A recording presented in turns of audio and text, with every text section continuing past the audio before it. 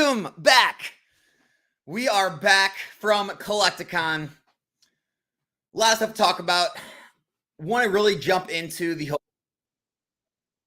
coming on. All right, I want to kind of jump into the whole like strategy behind running your business, however you're deciding to run it, right? If because there's really a million different ways to run a Pokemon business these days, right? And there's a lot of different strategies. Obviously, I spent a lot of the weekend talking to so many different individuals about, their different strategies, their Pokemon businesses, talk to tons of vendors and talk to just a lot of other people in the community, which I have some awesome live streams coming. I mean, top tier live stream guests coming up this week, next week, maybe a week after. Did a lot of networking, which surprise, you're able to network without actually vending, which I've always heard was like, one of the big reasons you go to vend is you got to network. Like you could just, go to Collecticon and attend it and have fun and network too. But that's a story for another day. But no, so we'll let some people kind of come in. I know like the beginning of the streams are always a little slower. I'll just kind of see what you guys are doing in the chat. And I'll kind of just run through some of the things I was thinking and some of the, different strategies you can take in this hobby. Because I do get a lot of people reach out to me asking about certain things. And I feel like one of the biggest issues is people feel like they have to do everything, right? And sure, technically there are some of the bigger sellers, bigger businesses out there that sort of do everything. But usually in life, if you're trying to do everything, usually you're never going to do everything great. And you're going to kind of just be pretty good at everything. And although you might be able to succeed doing that, it probably won't be the best look for your business. You probably won't be able to ever become great or the best in any certain area.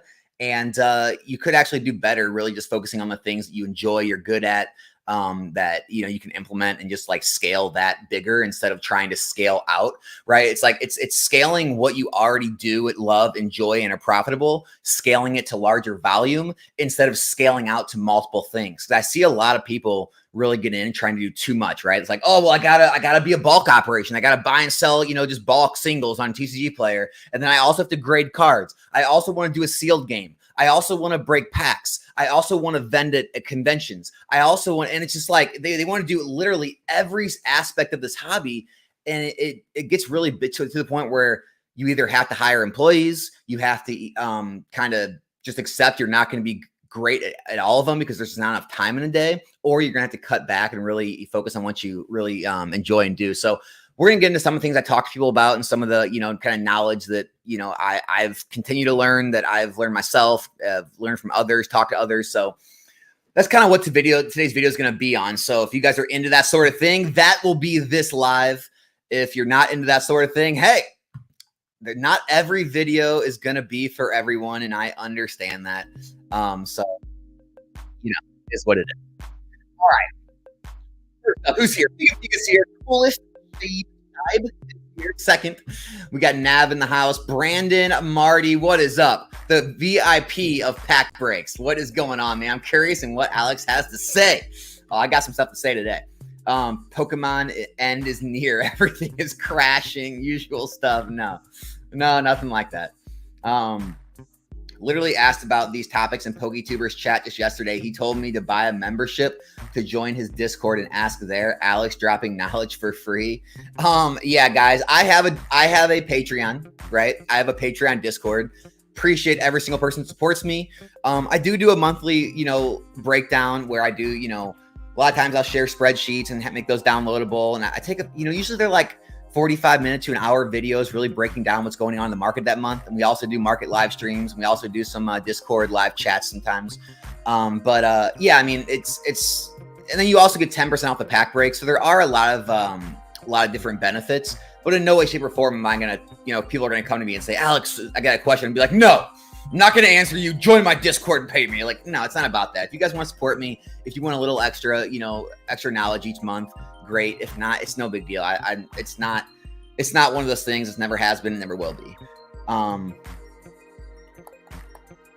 Mikey said, Alex just got back from Florida after visiting the new LFA champ. How you doing, King Charizard? Dude, that's so awesome, man. So Mikey's son won the LFA championship. If you guys don't know what that is, 155, I believe. If you guys don't know what that is, LFA is the organization just under the UFC. It's kind of like the minor leagues for UFC. UFC owns it. And basically, if you become a champion there, a lot of times you're going to get called up to the UFC and get a contract. So Mikey's son is one step away from getting a contract. It's really crazy because we have a fighter at St. Charles MMA that's at 155 that fights in LFA. So it's like there was a world where he could have fought Mikey's son. It hasn't happened, but it's pretty crazy. So that's pretty funny. Everything's going to zero, PokeCrap says. Everything. Guys, not even just Pokemon. Everything is going to zero. I want to buy boosters and forget it. That's another way you can do it. And then we're going to talk about that too.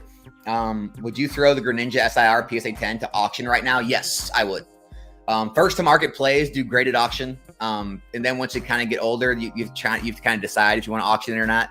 Auctions do very well for brand new cards that are first to market and also very liquid, popular cards, right? They're always going to sell around the same price, buy it now or auction. There's always buyers. There's always bidders. They're always going to have tons of watchers, tons of bids. Those do well at auction. More of your niche items, your older items, things that are, aren't really looked at as much, those do better at buy it now. So that's kind of the rule of thumb, right? Pokey Department Store, he wants to create tons of custom stuff, sell graded, sell sealed, give accounting advice for sellers. I think I got it all. Hey man, I mean, if you can make it work, good, have at it. Anthony said, Drew, I would list personally huge multiples on 10s and raw, and it's grading well with high gem rates. List it personally. Yeah, Drew, I don't know if you were asking like to auction with a consignment. I mean, you can just list it yourself. You can auction it personally. I still think auctions do really well in those first to market plays though. Market's going to the moon. Bought my first Japanese booster box this weekend. To go box. What is up? Pokemon 151 for $55. Wish you would have sold me more. To go box. Were you at Collecticon? Because did we not run into each other? I think I saw you posting the content. You were there though. Chansey buyout. It's always a buyout. Every day there's a new buyout, right? Every once in a while getting 151. Okay, let's get talking. All right, there's enough people in here, about 90, 95 people in here. Let's get to the whole topic of the conversation. We'll take questions at the end. So, I've done a little bit of everything in this hobby. Besides really sell bulk, I do sell like some bulk items, whether like if there's certain Pokemon, certain like trainer cards or certain things that like you can sell for, a good, better than a bulk rate. Like, I don't know, 75 cents, $1, $1.50, $2. I will sell off things like that, but I've never ran like a full bulk operation like card shops do. But I've talked to a lot of people that are smarter in that area than me and are very successful in that area. I've had, me and Eli obviously talk all the time. We have a podcast together. I've had Mason, right? Cardinal Gaming, CNA Games now on the podcast where he dove into it pretty deeply. I talked with him a bit about it after the stream too, and other people too. So I really have a good handle on how the bulk operation works. So I haven't done it myself, so I can't say I have like firsthand experience. But the way the bulk operation works, guys, it's a ton of front end work. It's going to take a ton of front end labor and capital to build that up, right? Where you're going to be building your inventory for a good while before you start seeing profits, and you're going to feel like you're working for free. And I've had a lot of people reach out to me telling me this, like, Alex, I feel like I'm not making any money. I'm working all the time. I'm shipping all these orders. I'm not really, seeing any profits because one, you're going to have to constantly roll your profits back into new bulk. Two, the dollar amounts are small. Even though the margins may be good on bulk, the dollar amounts are small. And so the shipping, the fees, they can eat into it a lot more than higher value items. Also, even though you buy out, let's say, you buy out an item, say it's like Magic players, like those commander decks, or like Pokemon, there's pre-constructed decks, there's these build and battles, there's these, premium collections, like there's these items that have actual decks and they have like guaranteed cards inside where you can actually do the math and say, oh, there's a X amount of profit margin, 50%, 75%, 100% profit margin. And that may be true when you take every card in the set and break it down, right? However, a good amount of that might just not sell. It might just sit, right?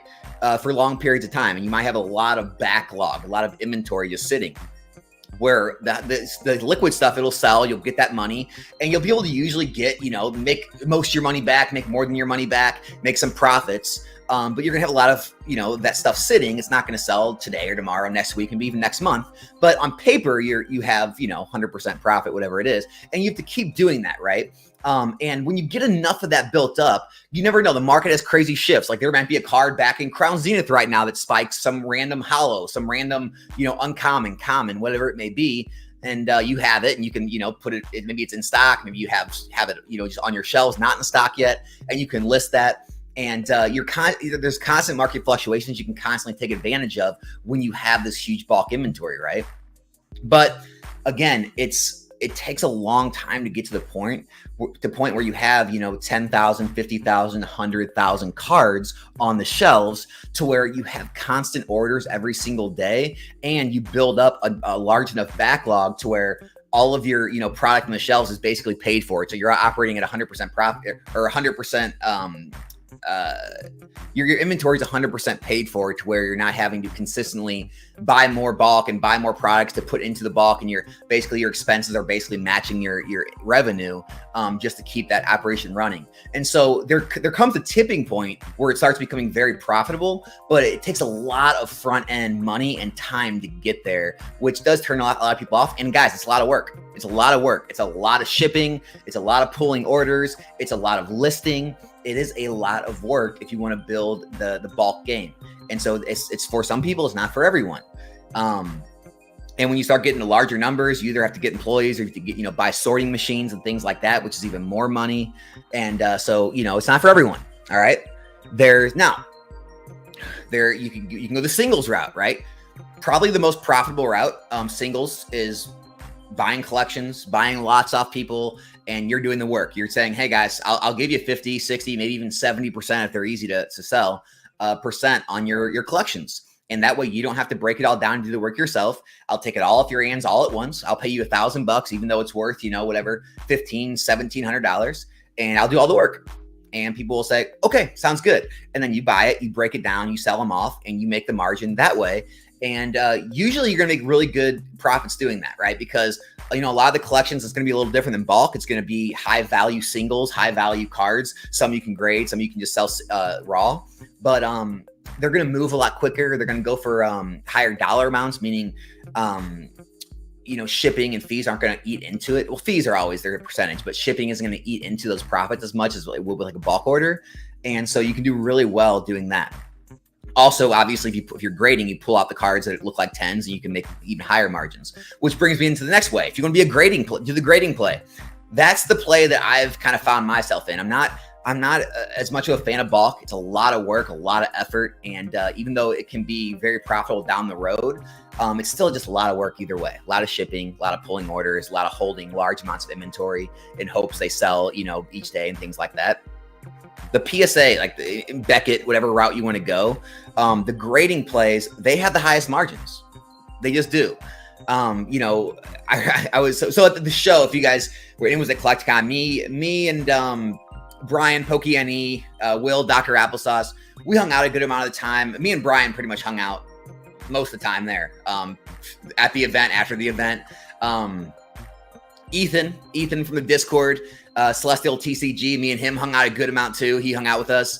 And we got some lunches, dinners together. So I had picked his brain a lot. We had a lot of talks, but anyway, Brian has no clue about the grading play. He's just 100% sealed. He's just like, and when I was showing him some of the margins, his mouth kind of dropped. Like, you can make that much just buying the raw and grading it? Like, there's that big of margins? Like, yeah, there are. And so like a lot of the plays I picked up, there's just crazy margins on here. Here's one right here. Ready? This Latios card, right? Everyone knows this card. Pick this up for $700.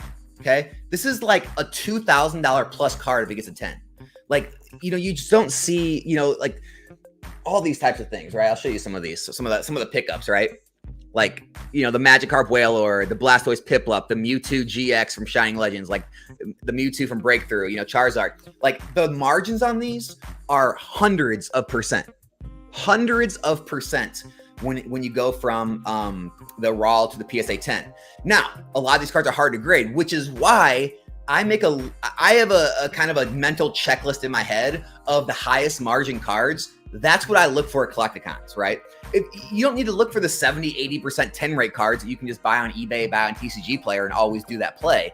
What you want to look for in person, Collecticons and card shops, you want to specifically look for those cards that have huge margins, but are usually hard to find on the open market, hard to get in graded condition, because you have a huge upside at conventions. You get to look at the card physically in person. You take it out of the case, you take it out of the sleeve, and you get to hold it up, and you get to see exactly what condition that card is in. I have had my highest 10 rates on card shop and Collecticon purchases. Obviously, you're buying it in person. And so, yeah, when you're at those shows, I go for those crazy, high-end purchases because I know the margins are crazy. I know I can buy a $1, $2, $3, $5, $700 card, and it's going to double, triple, quadruple in value in that 10, maybe even 5x in value getting that 10. And so the margins you can make on graded plays are just so great. Now, if you're newer and you're not good at pre-grading, and you're getting a lot of 9s and 8s and not a lot of 10s, you can definitely lose out on grading. The grading costs are expensive. The cards are expensive. You got to wait, right? You got to wait a month, 2 months to get your cards back. I get it. That's not for everyone either. So the downsides of grading are you got to be good at pre-grading, and you got to be okay with locking the money up in the cards for, periods of time until you build up that backlog of orders. And also selling, right? You got to have an eBay store. You got to be able to sell slabs on eBay, or you can send them into a consignment service, but they're not moved across every platform. You don't move on TCG Player, right? Slabs aren't, I would say, in my opinion, slabs aren't as great these days at conventions from everyone I talked to, right? I try to talk to as many vendors as I could. A lot of vendors had, unfortunately, alt arts sitting around. Every vendor I went to had alt arts, and when I asked a couple of them, I said, how they move, and they're like, slow. And so it was kind of crazy to see, like, alt arts moving slow. But everyone pretty much agreed across the board. Raw singles are moving the best right now. People are buying raw singles at shows. Slabs are moving. Don't get me wrong. Slabs are moving. People were buying slabs. No slabs are selling. But raw singles are definitely moving better than slabs from everyone I talk to. Other people might give you different opinions. I don't vend. You guys know that. But that's just what I talked to over the, 30 vendors I actually had conversations with, right? So there's that. Now the sealed game. The sealed game is, and probably always will be, always has been, about volume, right? Obviously, Brian Pochieni, all sealed. Ethan, guy I talked to from Discord, Celestial TCG. He's on the Yu-Gi-Oh side. He's doing Pokemon 2 now, but he's really deep on the Yu-Gi-Oh side with another very, I'm not going to mention who it is. One of the biggest Yu-Gi-Oh sellers on all of eBay is his business partner. The guy does $6-7 million a year on eBay.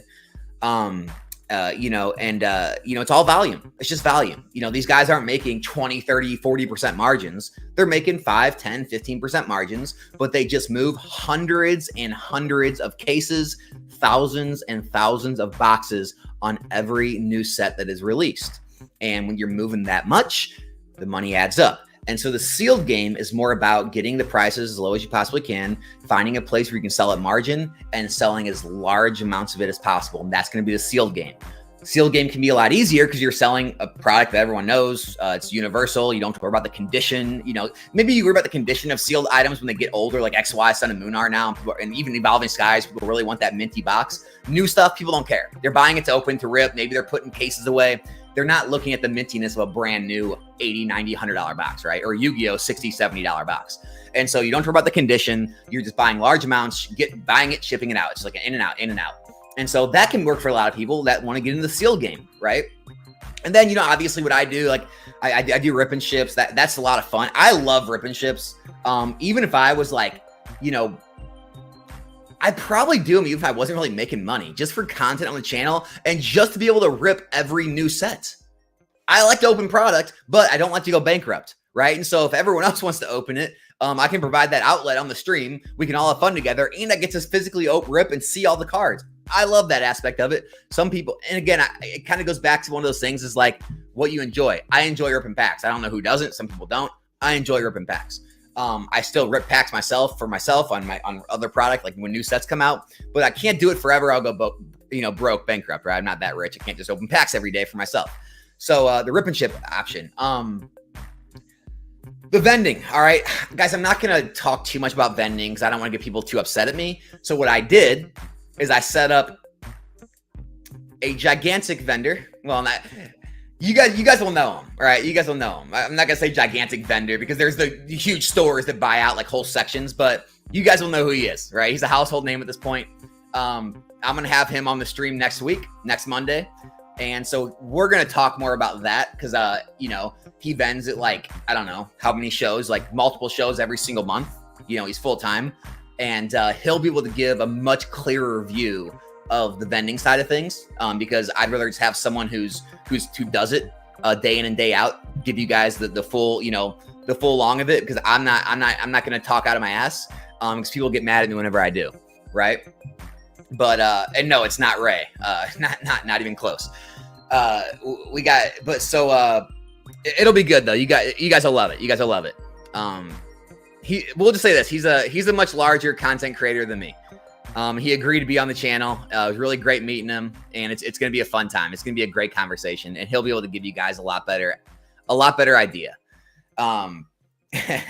Yeah. So that'll happen next Monday. Hopefully it's set up. So hopefully that, and I got another gigantic guest, probably one of, you know, from everyone I've talked to, he's probably one of the most connected individuals in the whole Pokemon space. And what I mean by that is anything any item that's ever been sold abroad, any country, the highest end stuff, most of it's went through this guy's hands, whether he's a middleman buying, selling it himself, pretty much knows everyone. I'd say he's probably one of the knows more and has done more high-end deals, high-end consignments, middleman, things like that than most anyone. So I'm going to have, hopefully he's agreed. I'm going to have him on the channel on Wednesday night. So that should be, or Wednesday though. So that should be great too. You guys are going to love that guy. He's great. He's a great dude. So got a lot of cool things coming up about that. You know, we're just going to really cover every aspect of buying and selling, right? That he'll cover the kind of middlemanning, consignment, like doing large high-end deals, right? You know, high-end vintage, high-end, really unique things that you just don't hear come up, you know, dealt with the wealthiest of wealthiest people in this hobby that no one knows about. You've never heard of these people. They're behind the scenes. They're Deca 100 millionaires, you know, buy this stuff for collection purposes. They don't care about any of your YouTube, social media BS. They don't care, right? And so that'll be a great perspective. And then also hear the vending perspective from the other person next week. So really this next week, you know, kind of capture every aspect of this hobby so you can get an idea of what you want to do for yourself, right? Because at the end of the day, what works for me and what I like may not be what works for you and what you like, may not be what works for your other favorite content creators and what they like, right? It's all, you know, you only have so much time in a day. And you don't want to spend it doing things you dislike when there's so many aspects of this hobby and so many routes you can go that you do like, right? And so that's what I want to talk about there. And then so the vending side of things. The vending side of things from every vendor I talked to, right? And you know, I talked to some of the bigger shops, like Collector's Cash was there, and some of the other bigger shops. Like, guys, here's the thing. The bigger shops, they don't care, right? They're just there to continue to build their brand. They have tons and tons of inventory, so it's a way to move inventory. And, you know, they'll buy out entire sections with, I don't know how many tables that is, like, I don't know, 16 tables, 12 tables, I don't even know. They have a whole freaking thing. And so for them, you know, I'm sure they're doing good. The lower end people, right? I talked to some of the lower people who have maybe a table or two tables. Maybe it's their first, second, third, fourth convention. Don't have tons of inventory built up. They seem to be some of them were struggling. One of the guys in particular, he was struggling. He straight up told me, I was like, hey man, so how's it going so far? Going good? And he's like, man, I'll be honest, dude, I'm not right. I'm not where I want to be yet. I go, what do you mean? He goes, well, I had a certain number I needed to hit to make it worth it to come, to basically pay for all my travel, all my expenses and things like that. And he's like, I haven't hit it yet. This was Sunday when I talked to him.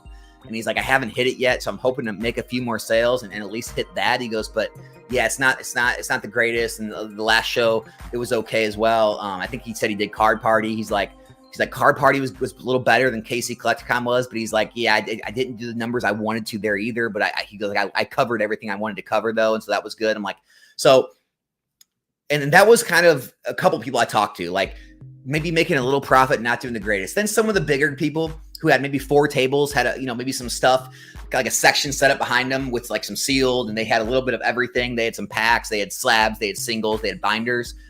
they seem to be doing a little better. They said, yeah, we've been doing this now for a year, 2 years. The shows are definitely part of our business, but not our main part.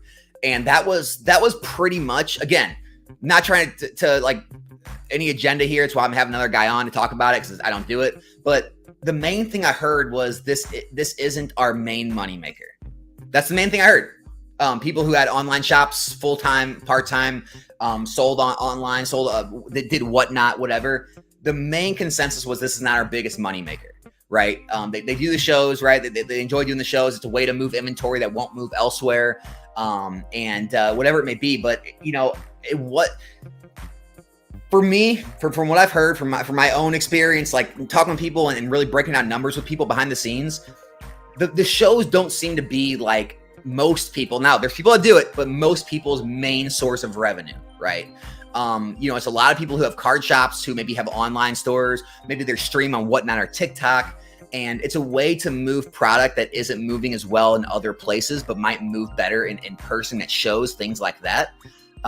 It seems like you do well after building up enough inventory. And so for anyone starting out, their first show, their second show, they're just starting to build inventory. Maybe all they have is slabs, or all they have is it's going to be a little harder for you. Don't be expecting to come out super profitable. Be lucky, to get your money back and make a little, pay for your expenses, things like that. Once you're in the game, it seems like, from what people I've talked to, for year, 2, 3 years, then you're rolling. You have a good enough inventory built up where, you've taken in enough trades at, 60, 70, 80%, whatever it may be. You've taken in enough trades, and you've built up enough inventory. You've kind of, went through enough profits, and you're established enough to where it starts making more sense. So it's sort of similar to the bulk game, where it's a more front end. It's a lot of front end work to build up a good inventory, build up kind of getting more tables and more inventory and more established name with these conventions, get more established returning customers, and kind of a flow of how things work. And, it seems like the first month to 6 months, even month to a year, are going to be a little more difficult. And then once you get past that 1, 2, 3 year time frame, you're going to start seeing a lot more profits, and it's going to get a lot more fun. So that's the convention side of it. And I did talk to some card store owners, whether they had the card store for years or had the card store recently. And guys, I don't know what Rudy Alpha Investments is always talking about. I have yet to meet an unsuccessful card store owner. So I don't know if the guys who are unsuccessful, and I think this is what it is. It's the boomers, right? It's the guys who have had card shops for years now, and they just don't understand the new economy of cards, right? Because I talked to one guy, me and Brian Pokey needed actually, for a little bit, and he had just bought out. He said it was one of those things where he kept going into the card shop every single time he went in there, and hey, whenever you're wanting to sell, man, I'll take it from you. And eventually the guy said, yeah, I actually am wanting to sell. And so he bought it out. I think he said a few months, 6 months ago. And he said he's already done more revenue than the other guy did in a year. He's already done it by June. Right. And he says, he's like, yeah, it's great. Roll couldn't ask for better. And, I saw one of my local card shops there. They're about 45 minutes away. Again, that guy started his card shop about a year ago, doing absolutely fantastic. He said he's like better than he expected, better than he anticipated. And every person who owned a card shop that was vending there pretty much gave me the same answer. Everyone's doing great. All the card shops are doing great, no matter what they're doing. Some of the card shops implement TikTok into their shop. They'll have streamers do TikTok for them. Some of the card shops are literally just regular LGS online model where they sell on TCG Player and their LGS. Don't even have a website. Some of them have everything. They got a website. They got TikTok, eBay. They vend every Play Store, every which way. But every single person I talked to was doing very well, right? They were doing very successful owning an LGS. So I don't know what the rhetoric is that some people think LGSs is like a bad model or unsuccessful. Obviously major benefit, offering people 50, 60, 70% of their collections and then selling it in store at a markup because people can buy it and have it in hand instead of, wait to have it shipped, not being able to see it in person, having to pay fees and shipping online. So, they make so much money off singles and bulk in store, right? Obviously sealed product, you can even upcharge that in store because you don't have to ship it. You don't have to, wait for online wherever you get to see it in person. You get to rip it right then and there if you don't want it, you're, impatient, and they can upcharge that a little bit. So they make a lot of money that way.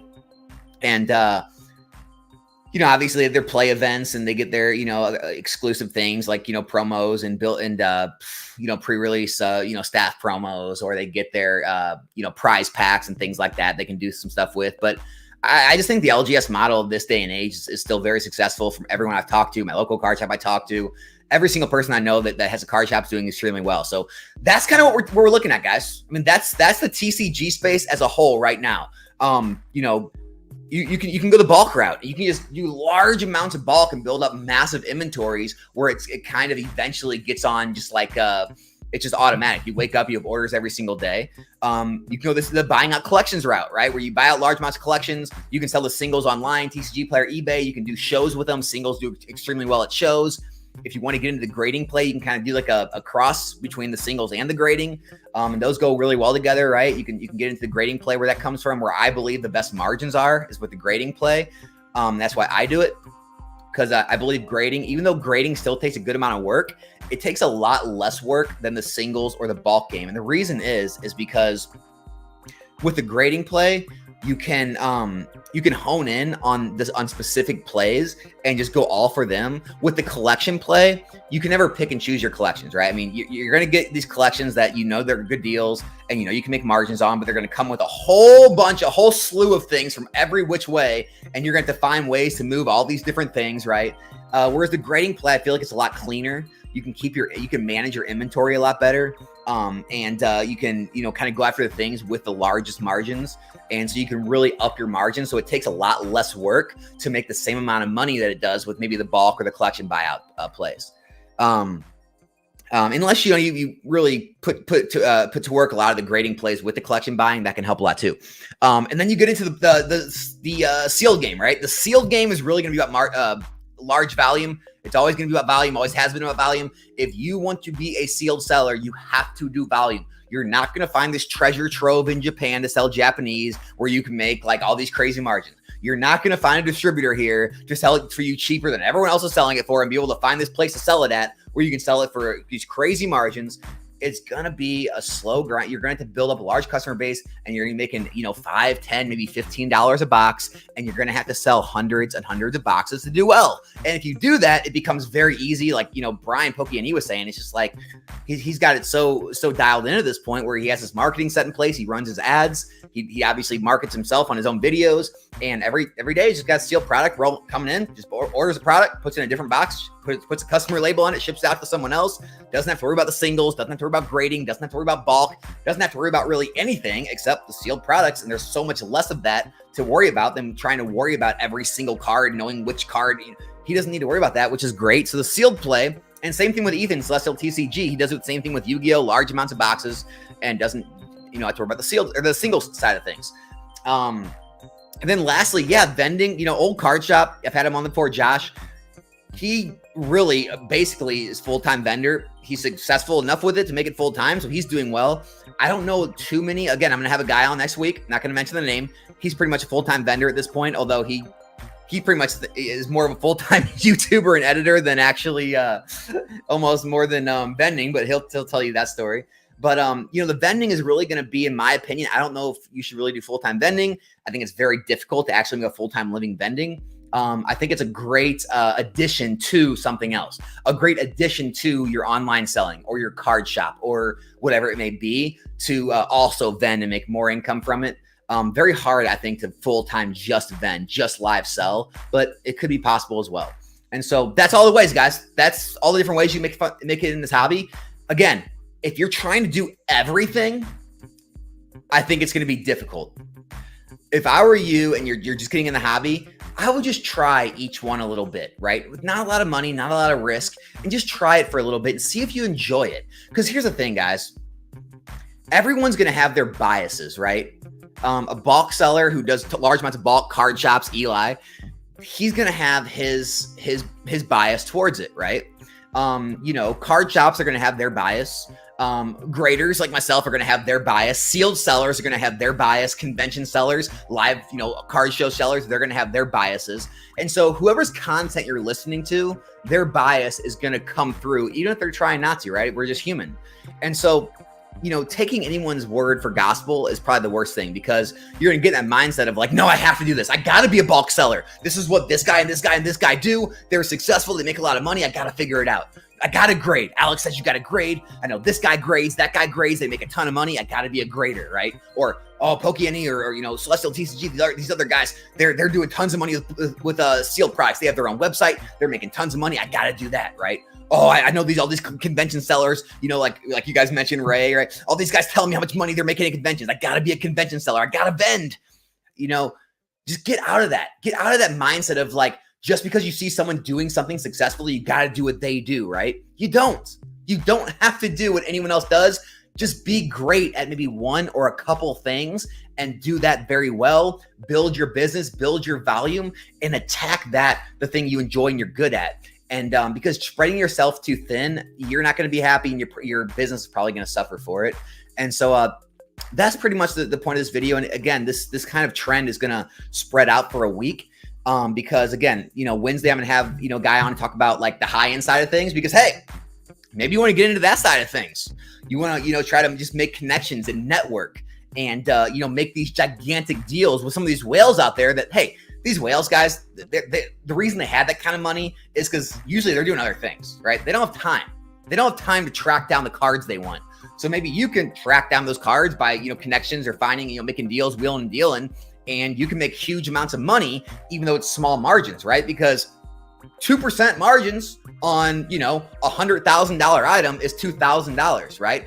5%, commission on a $200,000 thing is $10,000. So maybe you want to, eventually work your way up and do those kind of plays where you move a couple items a month for these big whales and you make 10, 20, 30 grand a month doing that. I don't know.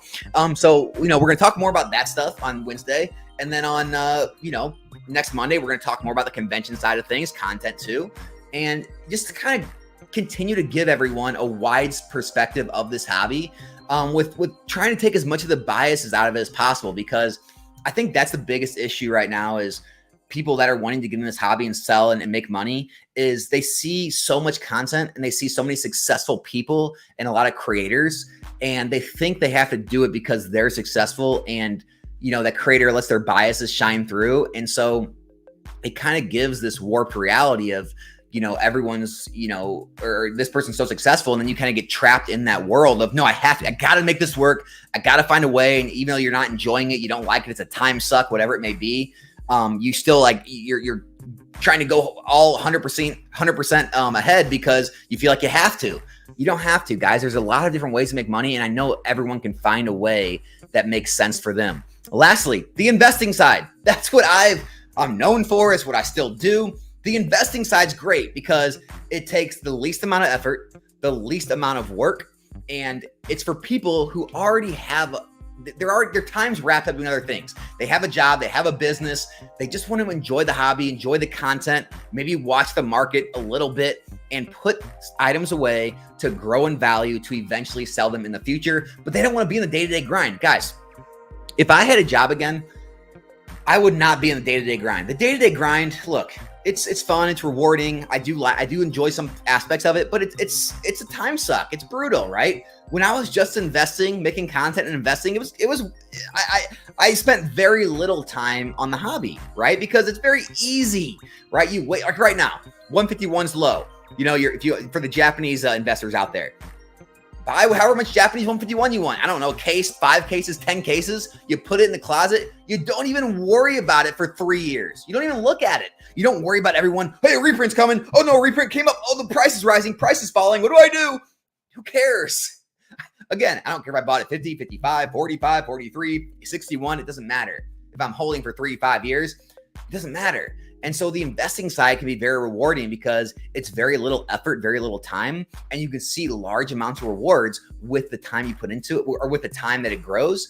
And so that's another option you can go if that's for you. Again, not every option, not every video I makes for everyone, but I wanted to kind of encompass every aspect of this hobby for people so you can get a good idea of what works best for you. So let me go ahead and start taking some questions now. We're going to jump into the Q&A portion. Anyone that has questions about any of this for me, I'd be happy to answer. Collecticon questions, anything. Let's jump into it. I know I haven't made a video yesterday. Been in Collecticon all weekend. And so what does everyone got for me? What do we got? What are we going to talk about? Okay. Balk sounds like a nightmare. Balk kind of is a nightmare in my opinion. Eli and other people will disagree and they'll give you their side of things, but that's my opinion, right? That's my opinion.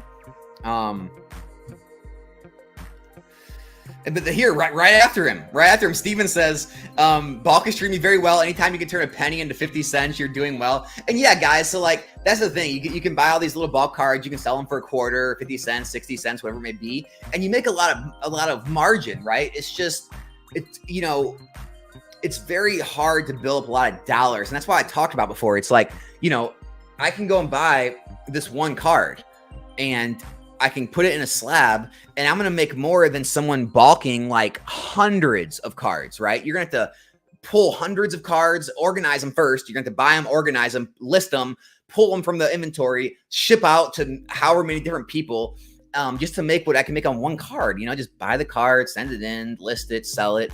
Very simple, very easy. So that's why Balk's just not for me. Trust me and Eli, we've had hours of conversations about it. I just come to the conclusion it's not for me, right? But if it's for you, if you're doing good with it, great. It's awesome, right? That's what's awesome about this hobby. You can be successful in every which different way. It's great. Charizard GX price dropping. Like I said, in my video I made ranking all the sets, if you guys haven't seen that, I released it on Saturday. It's a fun one. You should go check it out. But I kind of ranked every set, right, in every era. I think the issue with the Charizard SV 49 is shiny sets are kind of out. And even though Shining Paladin Fates is a great set, look at the cards up top, right? It's all the alt arts or Scarlet or special illustration rares, right? All the and then obviously the baby shinies that are hard to hit, Pikachu and Charmander, Charmeleon, things like that, they're up there. But all the full art shinies aren't. All the baby shinies are lower priced. Go look at Shining Fates. It's all about the Charizard. All the shinies, whatever. And Hidden Fates, they're still very valuable because of when they came out during the pandemic and all that. And they're very popular Pokemon. But I think people are just kind of over that copy paste full art artwork, right? Okay, we're gonna take this full art artwork, we're gonna slap it on a full art, we're gonna slap it on a rainbow, and we're gonna slap it on a shiny. They did it with the Charizard VMAX, right?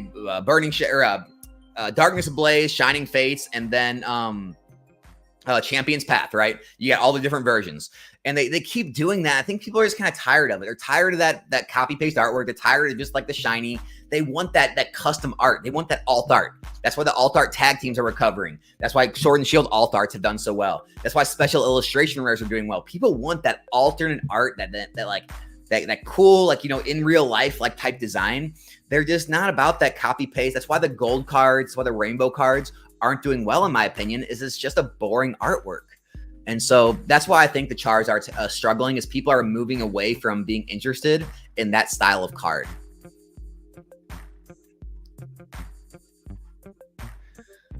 Oh, dude, I wish you would have said something, man. Yeah, I mean, I met tons of people down there. I wish. Speaking of meeting tons of people, if you guys ever want an ego check, Brian, PokeNE, if you're listening, if you guys ever want an ego check, hang out with PokeNE for a weekend. We hung out a good amount on Saturday, went to trade night together, all that. We hung out basically all day on Sunday.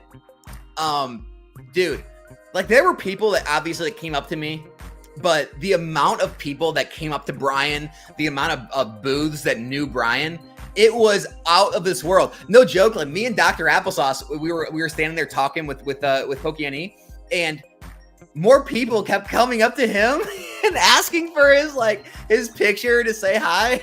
I didn't even say anything to me or him. So it's dude, Brian's pool right now, it's up there. Go to a Collecticon with him, you'll see. That dude he's famous. It's crazy. So I told him, I'm like, hey, I think it's the hair, man. I think it's because you're you got the best hair in the hobby. But yeah, it was pretty wild. But no, you should have came up and said hi to GoBox, man. I appreciate it. Anthony Martinez became a member. Appreciate it, dude. What's the best way to source raw cards for grading? Collection buys, eBay, going to. So again, if you're a collection buyer and you want to go down that route of breaking everything down and kind of selling a little bit of everything, you know, you need to know every era, every single. List TCG Player, list eBay. If you want to go down that route, and you'll definitely find gradable cards in those kind of things and be able to grade them, but you're gonna have to do a lot more work and a lot more selling on the back end. For me, I like to target specific cards. Like I'll buy collections if they come up and they make sense to me, but I'm not about like, you know, constantly working, right? Constantly having tons of cards to sort, tons of cards to list, tons of, you know, orders to ship. Like I said, the margins are there, but it takes so much. I made a video about this. Not all margins are created equal, right? And so again, selling a million bulk cards is different than buying collections and selling, you know, hundreds or thousands of singles is different than targeting specific cards to grade and flip, because maybe you'll make the same amount of money. Maybe you'll make $10,000 every which way, but to get to that $10,000, it's going to be a lot different if you're selling bulk, if you're buying collections, if you're grading, if you're selling sealed, if you're vending, whatever it may be. And so I try to take the path of least resistance, which in personal scenario, it's grading. Yeah, collection buyouts. If eBay, Facebook, Instagram, Discord groups, that's going to be the best way to find those collections. And then the best way for grading, the best way, bar none, in person. Always going to be in person. Because here's the thing. You're going to grade every card you buy, right? Like, whereas eBay TCG Player, you may look at the pictures on eBay, you may buy in bulk on TCG Player. You're not going to send in every card to grade because they're going to get there and you're going to say, I didn't see that in the picture, I can't grade that. Or you're going to order multiple from TCG Player. You're going to say, okay, I can grade 5 out of these 10, right? Whereas at a convention or a card shop, you know, you're taking the card, like you're taking it out of the sleeve, you're holding it up, right? You're seeing if everything's centered. You're seeing if there's any scratches. You're looking at the back. You're seeing if there's any whiting on it. And you're able to do that in person and say, okay, this is gradable. This is a 10 candidate, and you're able to buy it. So that's going to be your best option. But obviously it's not, you know, you're probably not able to go to card shops or conventions every single day or week. So eBay or TCG Player with pictures is going to be your best option after that. And then, yeah, you can always just find cards that have high percentage rates of 10s and just, you know, buy in bulk. So any of that works, Exceed. Brandon, appreciate you joining the Discord, man. Ethan is the man, Brett says. He is. Ethan does it big, and no one knows Ethan, right? He doesn't have social media. Celestial TCG if you buy from him. And you know, one of those businesses operates behind the scenes and does extremely well. Is PSA lenient on surface scratches on the back? I bought 20 of the same card to grade. So many of them have fantastic centering, no scratches, but under a light on the back has some scratches. Oh man, you're going to get me in trouble again. I don't know how lenient they are or not. What I do know though, is I have tons of cards that come with those scratches. And when I send those cards in, they no longer have those scratches, because of products out on the market that some people dislike and some people disagree with. But Kurt's Card Care. That's my opinion. Well, yeah, Burning Shadow Charizard has a huge margin because it's impossible to grade. I looked at plenty of those. Trust me, I probably looked at 5 to 6 of those at the convention. Couldn't find one that was gradable. They're impossibly hard to grade. Yeah, Speckled Dave, guys, I am gonna have a PSA video coming this week. So I'm gonna take you through the entire process. I'm gonna do a how-to video on grading. We're gonna talk about pre-grading, what to look for. I'm gonna take you through the entire grading submission form on PSA. Maybe I'll do Beckett as well, and take you through like how to package the cards, everything. It's a start to finish guide on PSA grading. That video is gonna be on my list to do this week, so stay tuned for that.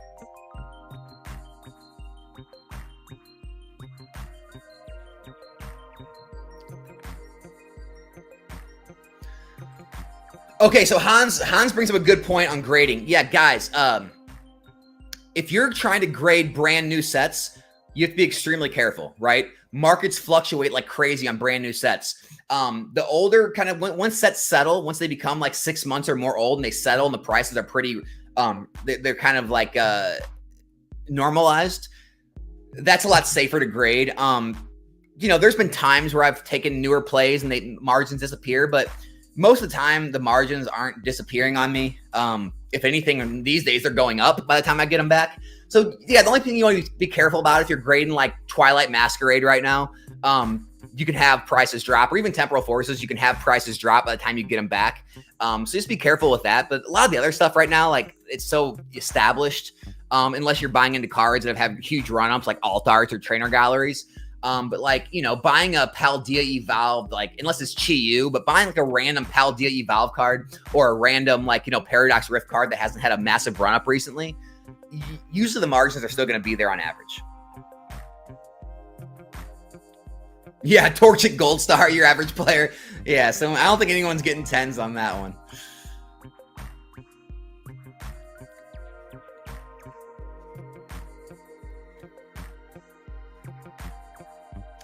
Cam said, I'd like to ask your opinion for fun. What era do you think will perform best over time of 30th anniversary?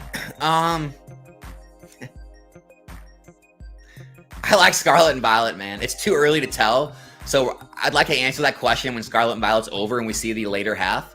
Based on the first half, I will take Scarlet and Violet SV1 through SV6 over any era's first 6 sets.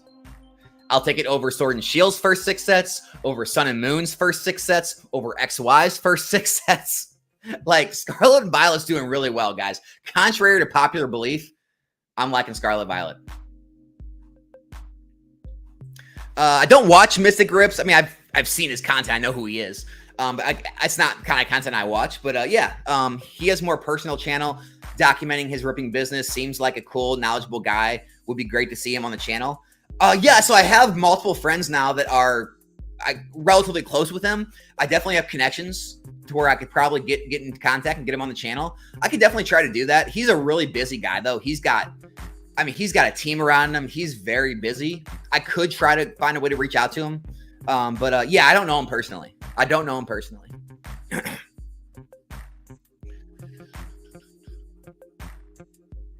Not Poke Radar. Poke Radar is not coming back. I mean, I don't know if he is. I talked to Poke Radar that one time. I don't really keep in contact with him.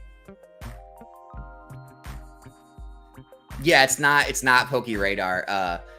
No, you guys, it's not a content creator. Well, it's not a YouTube content creator, right? He's someone that everyone who's deep in the hobby knows. They'll know him immediately when I have him on the podcast or the live stream. But you're not going to know him from like YouTube content, right?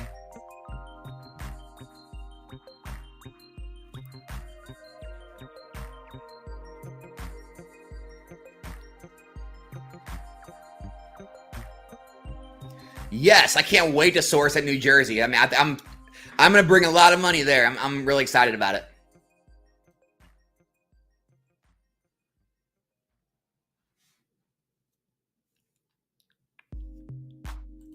And then, come on, I made it to the States, almost no inventory, filled the table, and was able to pay for my flight and hotel. I was there for a month. I lost money after food, but hit an amazing vacation. I mean, congrats, man. What is this about? Come on. Happy you made it. Hopefully you make it to New Jersey, man. Everything's under the table in Central America. Nice. Okay. Makes sense. Got the God packs going. I like it.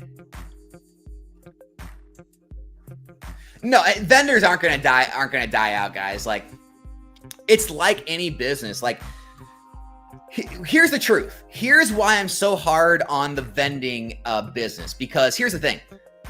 Do you see people hyping up opening card shops? No. You see card shop owners and other people saying, like, don't open a card shop, right? Do you see people hyping up a lot of the, like, bulk? I mean, yeah, there are people that do bulk. They talk, favorably. They're not hyping it up, telling you, oh, bulk, you got to do this. Or even grading. There's not too many people, like, hyping up grading anymore. There's not too many people hyping up selling sealed. Who's hyping up selling a sealed product or having a sealed product business? I know Brian is. Brian has a channel about it, but, like, The issue I have is I see a lot of people hyping up the vending space. So it's not me hating on it. It's me trying to bring balance to the insanity and tell people, guys, a lot of people that try to vend are not successful, right? It's like any other business.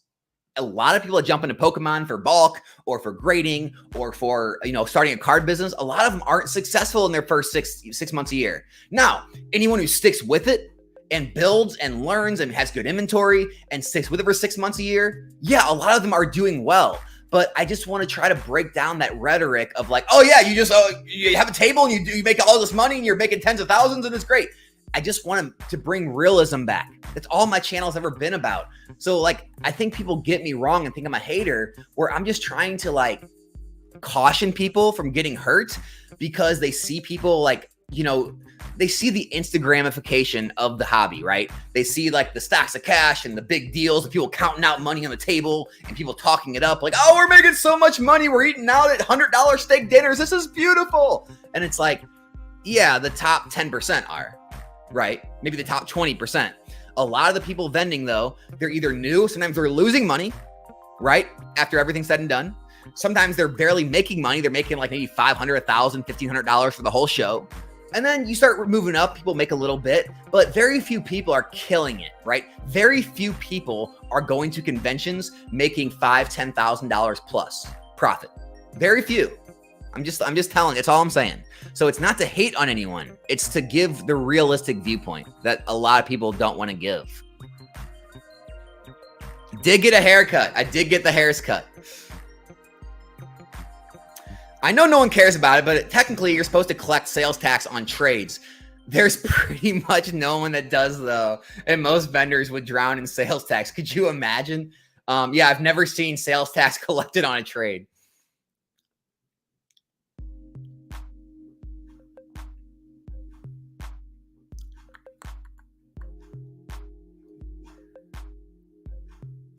Who's your hero in and out of the hobby? I don't know, man. I don't know if I have a hero.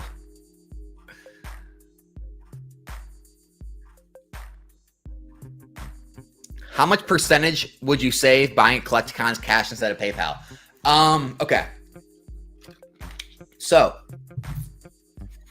there's bad vendors and there's good vendors. And I'm not saying they're bad people or they probably run better businesses, to be honest with you. There's vendors that barely work with you, right?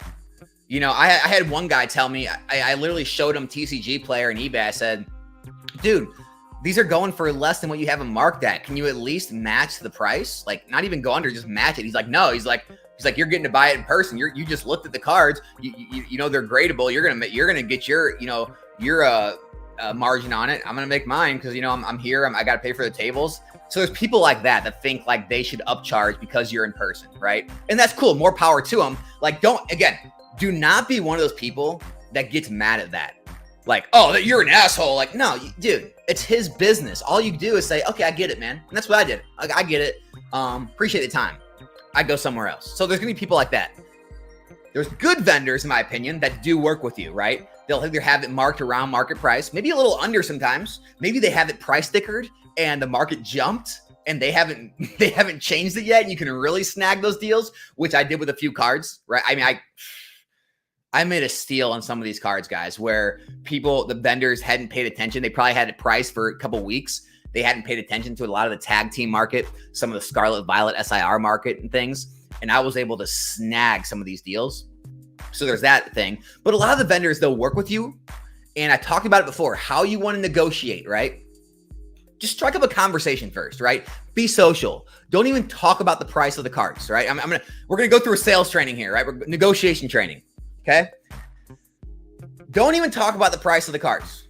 Don't even talk about the cards you're buying. Just strike up conversation. Talk about, ask them how the show's going. Ask them if they vended before. Ask them if they have a business. Ask them about the hobby. Talk about the hobby. Talk about how whatever, right? Just get the topic off the cards, right? Be looking through your cards, right? Then when you go to negotiate, be like, all right, man, so I'm getting all these. I know you got a bulk deal working for me. What can you do for all these, right? Usually they're going to work a bulk deal with you, right? They're going to give you a bulk price. Don't mention cash at this point. Do not mention cash and the bulk price. get the bulk price. And then, you know, you can think about it. Oh, okay, maybe I'll put this one back. I mean, I'd like to get them all though. Try to get them as low as you can, right? You can keep negotiating down to get as low as you can on the bulk rate, okay? Once you get that price established, you know, say you took it from 250 down to 200, right? Then you say, okay, so what do you take? PayPal, you know, Venmo, what do you take? And they'll be like, oh, okay, well, I do, you know, cash, Venmo, or this. Like, okay, well, I got cash. Can you do any more on cash? And you try to get that extra little bit with cash because they do like cash. So maybe you can get down from 200 down to 190, 180. And so that's the way to go about it. The average percentage, dude, some people, if they want to, if it's Sunday and it's ending at the end of the day, some guys will let it go, like under 80% sometimes. I'm telling you, just telling you. A lot of the time it's like 80 to 85, maybe 90, depending on the seller. 80 to 90% is usually where you're going to get the market. You can get it under 80. I got deals under 80% of market because I bought, you know, $1,000 of singles, you know, worth. I mean, guys, like here, I already last night when I got home, I already like put them all into sleeves. Like, guys, I got hundreds of PSA. Another stack. Hold on. I mean, I got tons of singles. I picked up tons of singles there, and a lot of the deals were for like, you know, 20, 30, 40 singles, you know, $800, $1,000, $1,400. And I had cash and I worked bulk deals. And so some of those deals, I mean, I got low. So it just depends. Depends who you're working with, depends how much you're buying, depends if you got cash, all that good stuff. What cards they are, if they're super liquid cards, they're more unliquid cards. You know, some of the cards, they've been sitting a while, they'll let them go cheaper. So it's hard to give an exact price.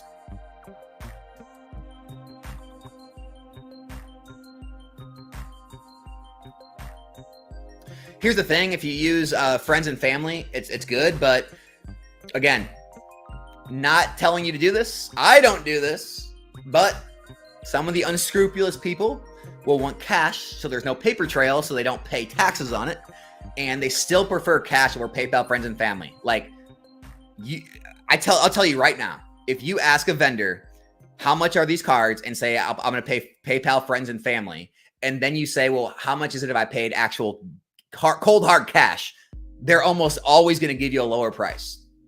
Just going to tell you that right now.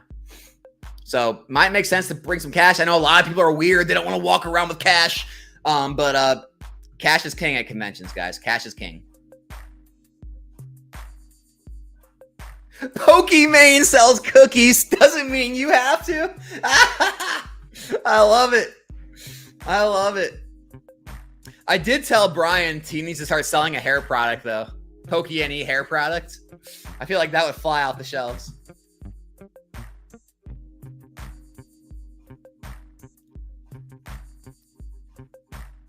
Which modern Scarlet and Violet boxes to invest in? I am trying to narrow it down to 2 sets. Well, really hard right now because reprints are likely going to come at some point. So it's hard to say right now.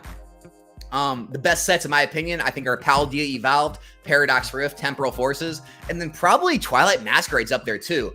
But would I pay $130 a box for Paldea Evolved? Probably not right now, right? Temporal Forces getting harder to find. All these now, if you can find these in the 80s, yes, I have every single set on my shelves right now. I own every Scarlet Violet set.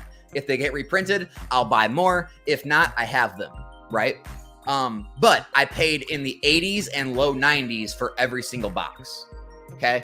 And so at those prices, I think they're buys. At $100 plus, 110, 130, you may want to wait for a reprint at that point. It's hard, you know, $100 or less is kind of probably what the boxes are going to be at. So that's probably safe. Anything over 100, it's, you know, this early, maybe a little difficult to say 100% yes, but those are the sets I like in this era so far.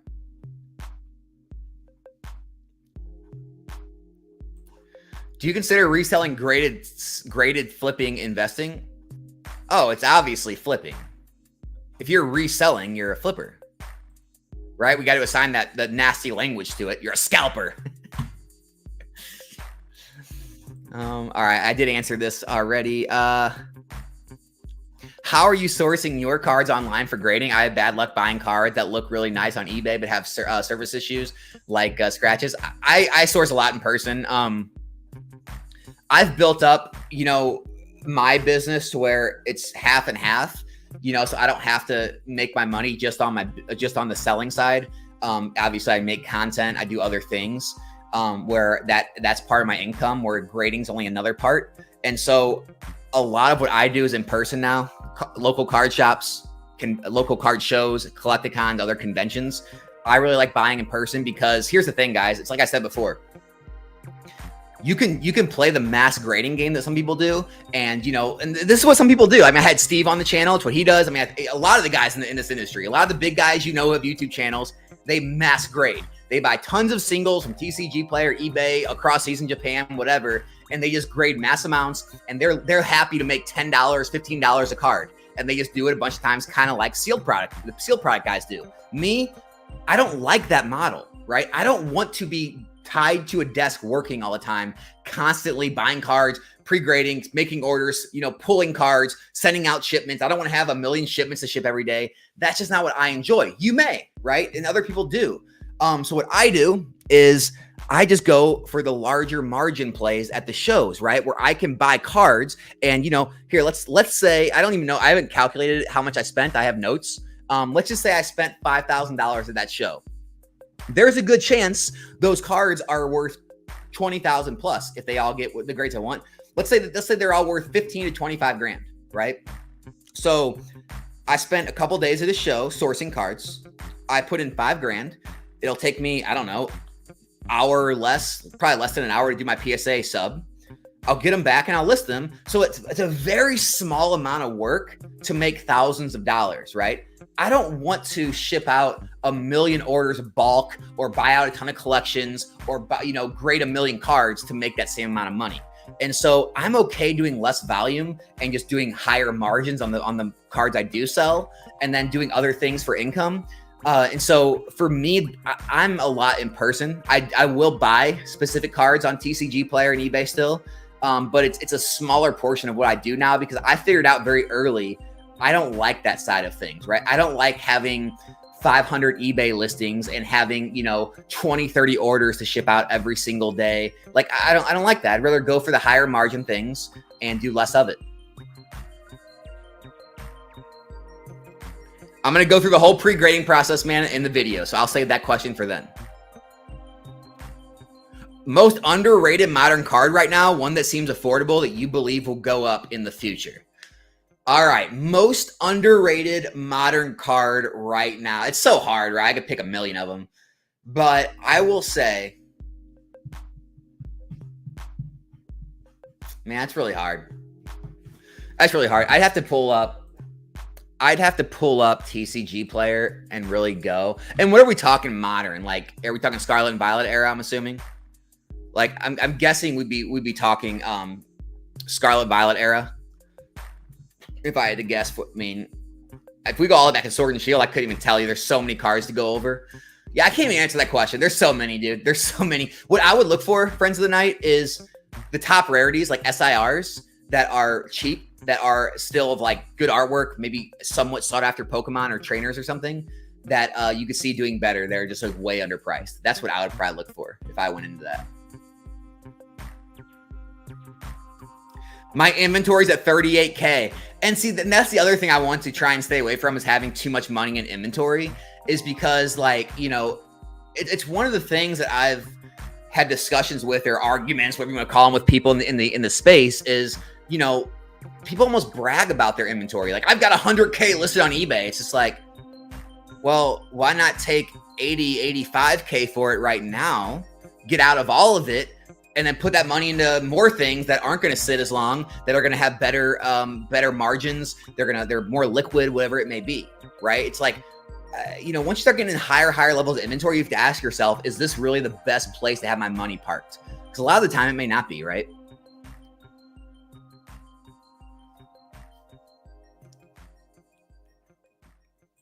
Yeah, I mean, bulk is technically more safe. It's just, here's the thing, Sir Amanda. I know a lot of people doing bulk, part of Eli's program, things like that. A lot of people do bulk in there. It is a grind. It is a grueling amount of work and effort and time you have to put into that for, in my mind, very minuscule rewards, especially in the beginning months, even year. So that's the only thing you have to really make sure to say. Like, yeah, of course, if you buy a penny card, it's no risk, right? I bought $100 in penny cards, and they're technically worth like 400, right? It's just gonna, they're gonna sit for a year until they sell. But yeah, there's like no risk, right? But it's just there's a fine line between risk and reward, right? Where you have to try to ask yourself. Do you grade hundreds of cards at a time? No. I usually send out 150. Ooh, that's a lot. Yeah, I don't even go up that high. I keep it between 50 and 100. I don't like to go over 100. It's purely conspiratorial. It's just conspiracy theories over things that have happened to me and things that have happened to other people in the past. I just feel like sometimes graders can get tired, especially if you send in too many of the same card, too many cards. And honestly, it seems like put it this way. I and other people I've talked to have had their best gem rates, meaning the most PSA 10s in lower orders. I feel like once you get up in the hundreds, the gem rate usually ends up going down for whatever reason. It's just my personal experience. So I keep it between 50 to 100 cards now. Again, no evidence to back that up. You asked my opinion though.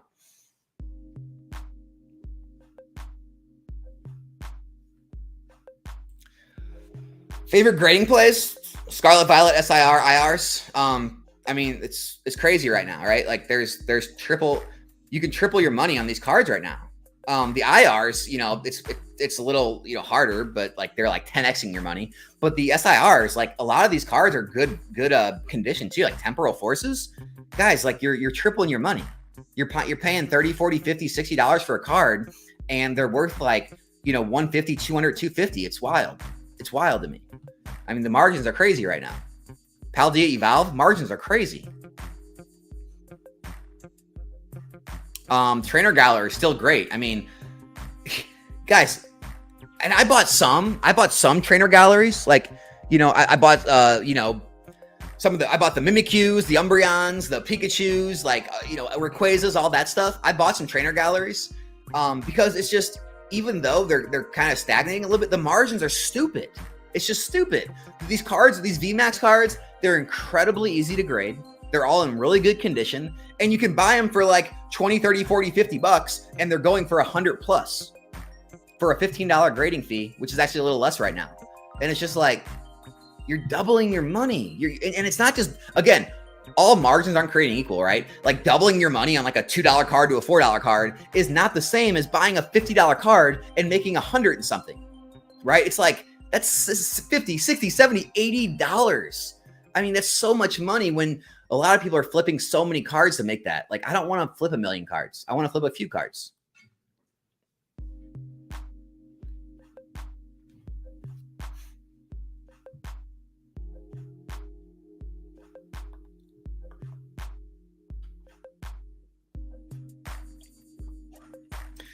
Do you see the card quality? How do you see the card quality at the moment? I see a lot of cards with random whiting, etc. from 151. Yeah, so 151 still has really bad quality.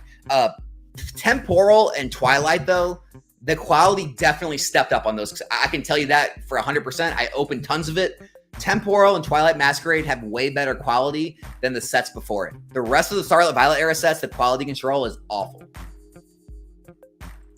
Does Kurtz actually remove scratches from the back? I've always just thought they hid them because the surface is shinier.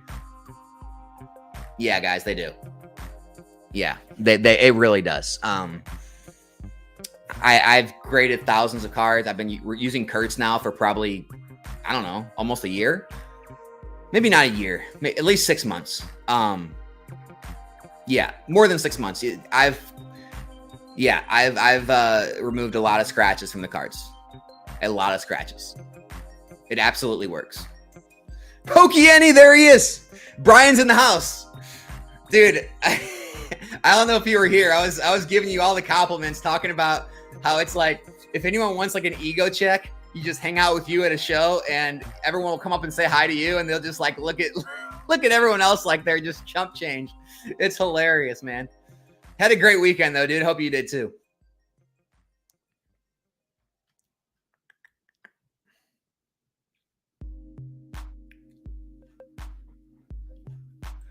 Chilling Reign is better than any set we've had in SV, that is an opinion 100%. I don't know about that one. I don't know if I can agree with that. It doesn't even have a trainer gallery. Like, I think, dude, Temporal Forces, I mean, Pal D, Evolve, they're much deeper sets.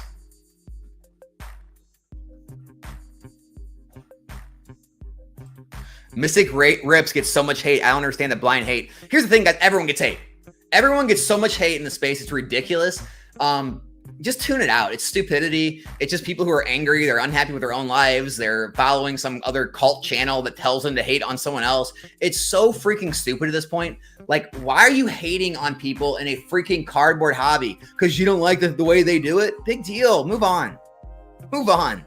Like, you're taking time out of your day to go and like leave this mean comment on someone's video. Like, look, if you have like legitimate criticism, I love those comments. People who actually take the time to say, hey, Alex, I disagree with you because of this, and they line out why. Some of those people have actually I've actually considered it and say, you know what? You're right. I was wrong there. But like people who just come on the channel and say like, yo, you're just copying this guy or this. Hey, here's the great part. Hey, hold on. I gotta get on my soapbox for a second. Just real quick, guys, real quick. I'm going to share the screen real quick. This is going to be great. So if you guys don't know my comment section, right? I get compared to Rudy Alpha Investments all the time. Oh, you're a Rudy, you're an Alpha Investments ripoff, all this. Every single video, there's someone in the channel in the chat saying that, right? So I just had to share this because I thought it was hilarious. Because I responded to one of the people and I said, hey, who's ripping off who now? I said, who's ripping off who? Because hold on, I'm gonna share the screen in just a second. And again, Rudy's the man. He's way bigger than me. I'm not even trying to compare myself to Rudy in any which way, you know, right? But I did have to throw this out. So hold on real quick. You guys are going to love this one. You're going to love it. You're going to love it.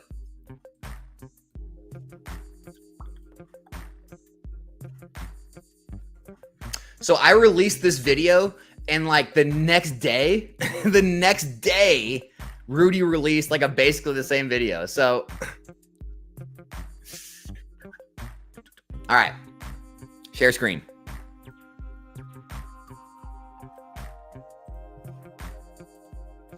All right, you guys ready?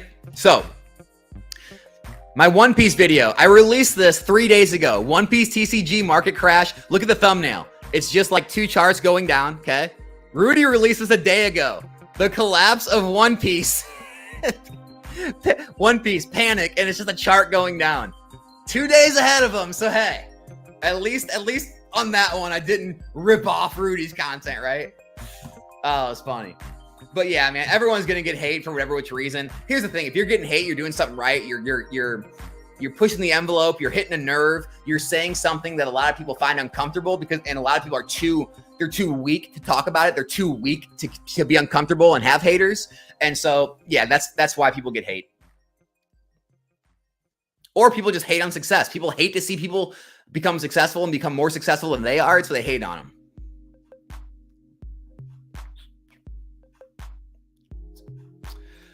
Pros and cons of doing breaks. I mean, the pros, obviously, it's an income source. The cons are shipping, packaging, and shipping. Takes a long time the next morning. And another con would be like keeping product in stock, right? You have to constantly keep inventory. You have to kind of have a feel for the market and guess on the right inventory to have that people actually want to open, so that people continue to come back. You got to be an entertainer. You got to be on, right? You got to be able to keep people engaged in entertainment. So, you know, some cons there. Pros, obviously, income source. Yeah, I mean, here's the thing, like. Some people said they like shipping. Those people are crazy. They're maniacs. Shipping and packaging, I hate it to death. It's the worst part about this hobby, in my opinion. And so the shipping and packaging the next day is probably the worst con of doing breaks, in my opinion. And there's always risk. There's risk involved too, right? Maybe your items don't sell, right? You put money into it, doesn't sell. People didn't want it. You know, it's a risk.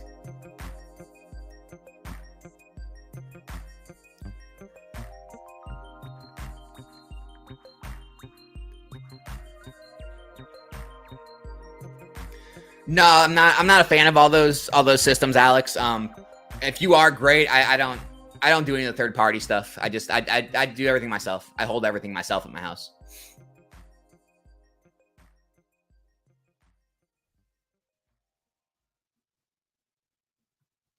Yeah, Bierski's a perfect example. Like, he's someone who'll just tell it to you straight. Like, some of the guys, like, you guys know Ray, Shining Collectibles. I had him on. Me and Ray are friends. His position, which he told me, was more about, like, he wants it to feel more inviting for people who are on the edge or scared about vending. So that's why he likes to talk very positively of it. And I get that. Like, I get why he does that. But, and then I'm on the other side of it. Like, well, I want to be realistic about it. I don't want to be sunshine, rainbows, fluffy stuff and act like, oh yeah, everyone just makes tons of money. You just set up a table and throw cards and slabs and binders out and you make tons of money. Like, no, dude, that's not how it always goes. There's a lot of expenses involved. You have to buy the tables. You have to buy the cases. You have to travel, flight, or drive. You have to buy hotel rooms. There's meals. There's parking. Guys, just this weekend, I spent almost $100 in parking, right? I had to park. I had to use valets. We used Ubers to get around because some of the things were farther away. Like, there's money involved in travel. There's a lot of money. And then the inventory costs money, right? Whatever you paid for the inventory, the grading costs, whatever, if you bought things to set up like shelves or whatever it is, there's a lot of expenses you have to put out in order to make money at those shows. And so I just like to give the realistic viewpoint. It's not a bearish viewpoint. It's just being realistic. So I get the pro side of it, but I'm not even the con side. I'm just saying, hey, know what you're getting into if you're doing this type thing. That's all this is. That's all it is.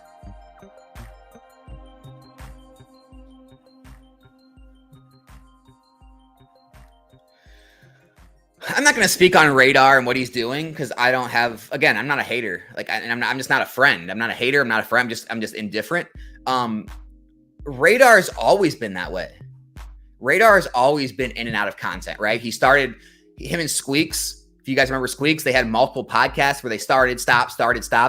Radar's always been in and out of content. He's always been like that, right? So I don't think he's like, oh, I made the CGC 10 thing and now I don't want to show my face. No.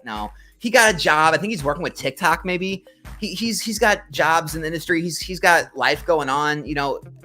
Content's just not his main focus. So I don't think there's anything like that going on. He just doesn't have time for content, guy. And he's always been in and out. He's always been on and off. He'll make content for like a few months, then he'll go away. You won't hear from him for a few months. Then he'll pop back on and he'll be like full time and he'll dedicate himself to it again. It's just how Radar's always been. Nothing wrong with that. He's not trying to dodge anyone, in my opinion.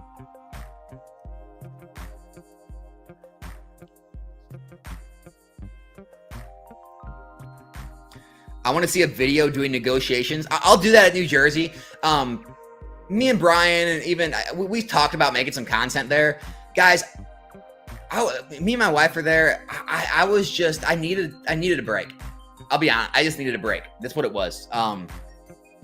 I just wanted to go. I wanted to network. I wanted to hang out with people. I wanted to just enjoy time. I wanted to source cards. I wanted to walk around, go to trade night, go out to dinner and get meals with people. They had some crazy. Kansas City had some fire food, dude. Like, they have great barbecue. They had great, like, a Philly cheesesteak I had was amazing. We got Mongolian barbecue, which was fire. Like, they had some great food. But it was just more about just enjoying the weekend. So yeah, I'll make sure to make some good videos. Me and Pokey Plumber are going to do some stuff when I'm up there in New Jersey. I have some other friends up there. I will make sure to make some crazy stuff. I got a lot of advice on camera and microphone equipment that I'm going to get. I'm finally going to invest a little bit into the quality of this content, which you guys have been asking for years now.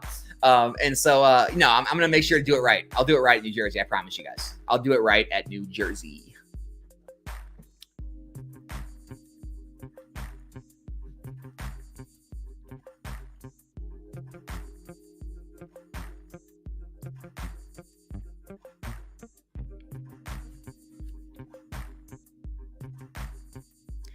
Oh, Greg, if you were buying black labels, there was a guy there. I'm not exaggerating. I kid you not. Okay. He had at least 200 black labels. At least 200 black labels. You ready for this? And they weren't all Japanese. A lot of English black label modern cards. Tons of them. Tons. He also had, like, I don't know, 50 PSA 10 Garatinas. It was crazy. But yeah, there's black labels at cons, dude. I promise you. Go to cons, you'll find them.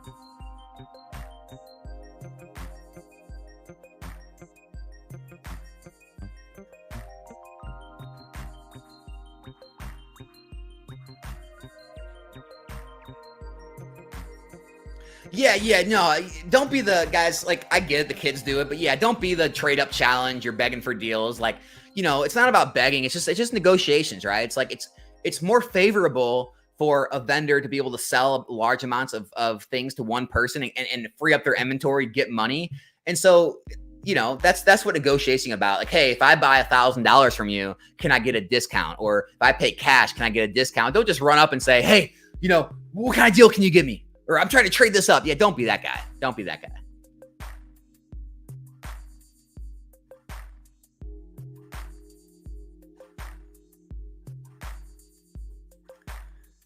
No, Spectral Dave. So are you getting to the point where you're ripping, grading content and started to get up to where your paycheck was before you went full time in the hobby? No, so I talked about it before. I'm pretty, like, I don't know, transparent with my finances, I guess.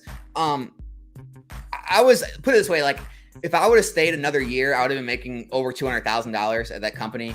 That year I was going to, you know, I stopped before the actual end of the year, but like, for the last few months, I was basically on pace to make near $200,000.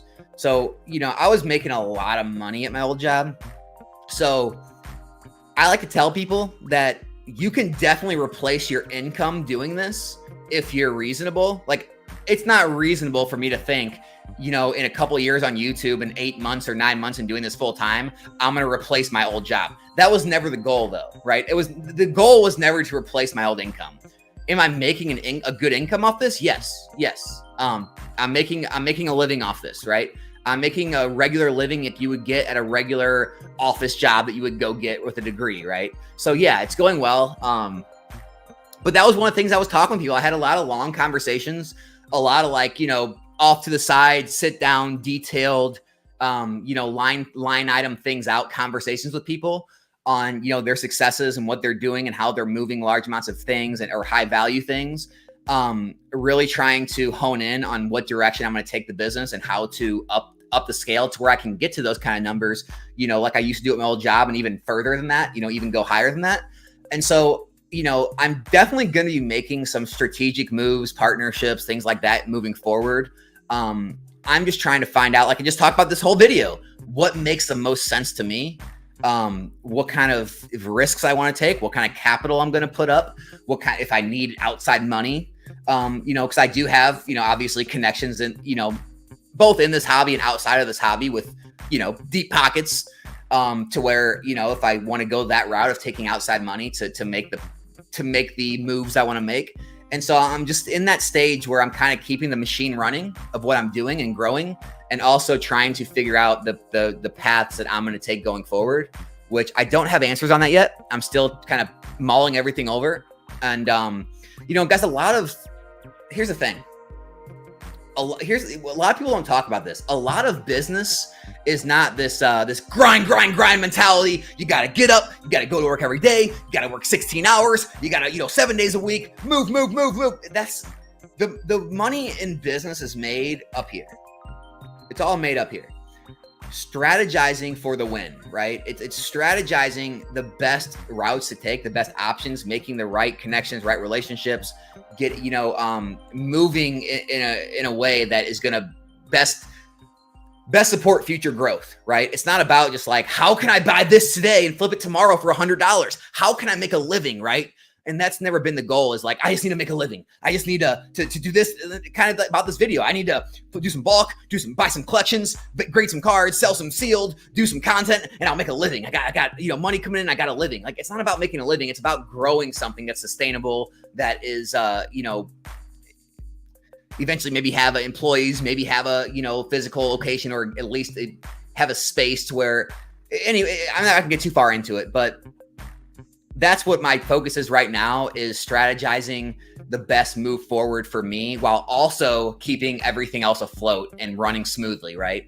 And so, yeah, the income right now is taken care of. Now it's like, how do you get to that next level in the hobby? Like, how do you how do you start moving up the ranks type thing? And that's where I'm at right now. Because that's the thing, guys. You guys know me. I'm competitive. Always been that way. It'll never change. Doesn't matter if I'm playing a board game with you, right? Doesn't matter if we're in the pool and we're shooting basketball. It doesn't matter if we're obviously playing any pickup games. We're out golfing, playing pickup hockey. Doesn't matter what I'm doing. I'm competitive. I can't play on the for fun teams, right? I didn't grow up playing on, just the church teams, right? Or just like the non-competitive teams. I always played top level sports, right? I always played top level. I didn't just play for my high school hockey team. I played for the elite teams, right? I didn't just, go play golf or go play high school teams. I played for junior PGA golf. I didn't, obviously always played the select teams and the soccer and everything like that.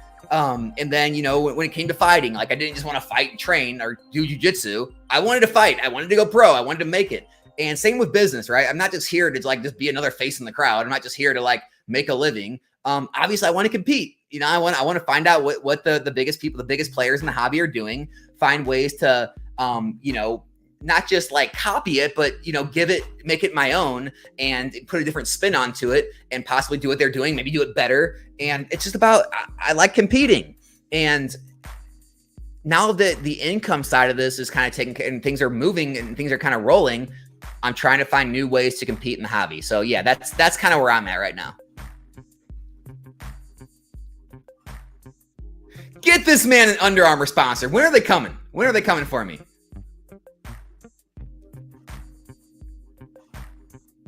Yeah. Opening packs is not investing. It's gambling. Let's be honest. It's gambling. Hey, gambling's fun too. I get you.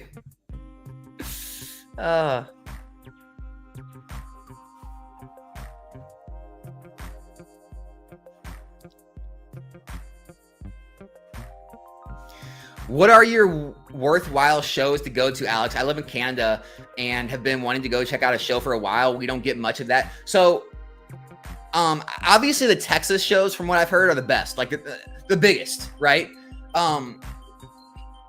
New Jersey and Chicago this year seem to have a lot of the content creator community and a lot of the people you probably have heard in the hobby or see their videos or Instagram. A lot of those people are going to be at those shows. But, I know LA's a big show, Orlando's a big show, and then Texas are the big shows. But this year, New Jersey and Chicago are where I'm going. And then obviously Dallas or Fort Worth is coming up. So yeah, those are pretty good, Levi.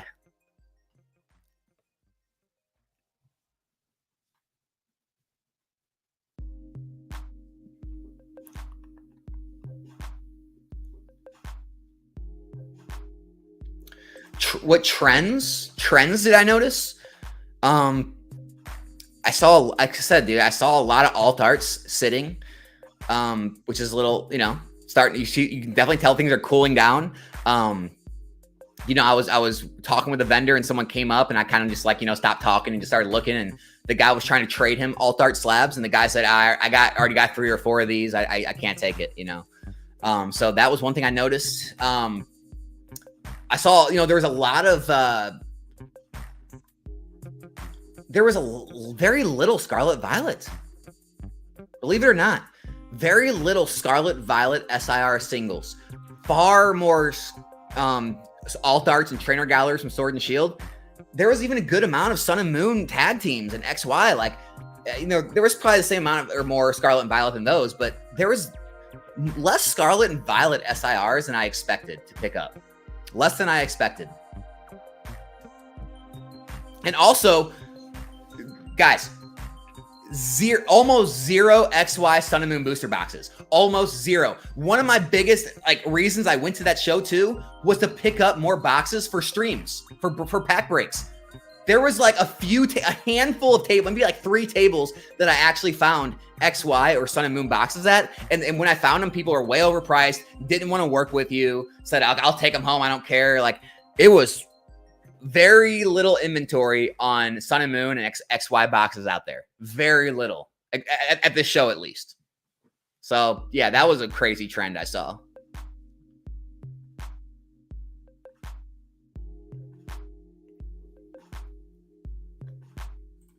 How do you feel with the hefty fee? I like how RK, he said the hefty fee that eBay and TCG players charge. It's almost feels like you have to upsell your cards. So you're not upselling your cards, right? You're selling them at market price. Anyone on Facebook or Discord or Instagram, they're discounting their cards, right? So what it is, guys, there's no like tricks here. Again, I don't care about the one-offs, right? I don't care about all the one-off scenarios. The majority of sales done on Facebook and Discords and Instagram are done at about 85% of market. Why not just pay the freaking fee on eBay TCG Player, not have to try to post all these things everywhere, not have to deal with a bunch of people that may be scamming you, go through all these payments on like Wise or PayPal or Venmo. Just list them, get full market price, pay your fee, have them more liquid, be open to a higher customer base, build your eBay TCG Player profiles that can actually benefit you in the future. Look, man, I'm not picking on you. I get it. I'm getting so sick of hearing about the fees and the shipping and the not shipping, but taxes. It's so crazy. Like some of the biggest people in the hobby, they operate on eBay. It's not a hefty fee. You're paying for all the things that eBay does. They blast you out to tons of people. You don't have to market yourself. You don't have to market. You just throw it up, it sells, right? They take care of, they handle all the bookkeeping for you. They take care of everything you sold, all your taxes. They pay the sales tax. You can just print out your documents at the end of the year for your accountant. No work involved, right? They have all your pre-generated shipping labels for you where you just click and print it. You don't have to go make your shipping labels on some third-party platform. There are so many benefits to eBay, which is why the fees are there. And mostly if you're going to sell off eBay, you're getting less for your item anyway. So it's like, do I sell this $100 car on eBay for market price, or do I discount it to 90 or 85 off of eBay and not pay fees? It doesn't make sense. It doesn't make sense.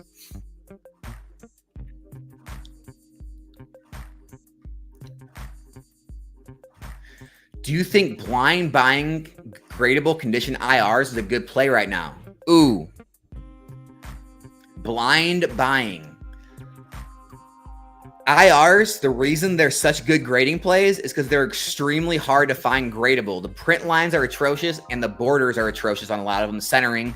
Blind buying IRs, you're going to have a lot of them that flip back on the market because there are going to be very few that are gradable. That's dangerous in my opinion.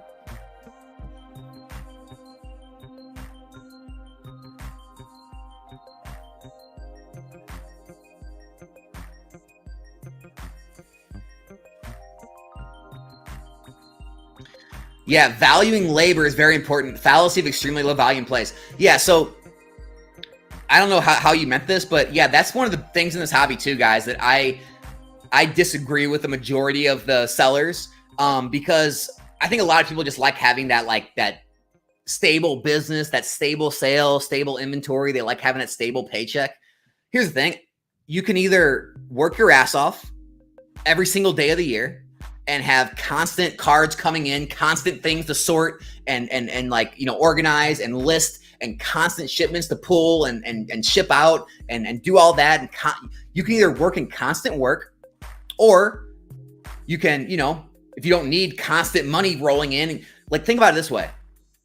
Let's say you sold 1,000 or 10,000 items throughout the year and made $100,000. Or another guy just was very specific with his plays, made crazy high-end grading plays or found high-end deals and made the same amount of money and sold like 20 cards. It happens. Trust me. There's people out there that do it where maybe hey, I almost made a play on a Gold Star Gyarados, right? Where it was a risk. There's risk involved, but basically that Gyarados, I could have bought it for about $1,400. The guy was willing to work on it too, but in a 9, if it would have got a 9, it was worth like 3,000 something, like $2,000 in one play. A lot of people would have to move like hundreds of cards to get $2,000. Maybe you try to make 2, 3, 4 of those plays a month. Sell 4 cards, you're making 6, 8, 10 grand. Maybe that's another route to go, right? Like, so it just depends on what risk you want to take, how much you're wanting to move, how hard you're wanting to search for like those crazy high-end deals, how much capital you have. Because here's the thing, guys, like maybe you only sell like high-end graded cards, $20,000, $50,000, $100,000 graded cards or items. You only sell 2, 3, 4, 5 a year, but you make 5-10% margin on them, and 5-10% margin on 500 grand in sales is, Good enough. Whatever it may be. Maybe more than that, 5-10% margin, maybe you hit more than that, but maybe you can make 50, 100 grand barely working. Like, and that's what people like, I think discount is the freedom, because a lot of people want to have this like this stable income. But, you know, if you're good with budgeting and you have like a $20,000 month, maybe you don't need to have as much the next month or two, because you can just divide it out. Now I have $6,000, $7,000 of income every month now, right? And maybe that comes from me being my own business owner for so long, or me being in a commission sales to where you're not always counting on a perfect paycheck every month. But it's a route you could go if you don't want to be constantly working, right?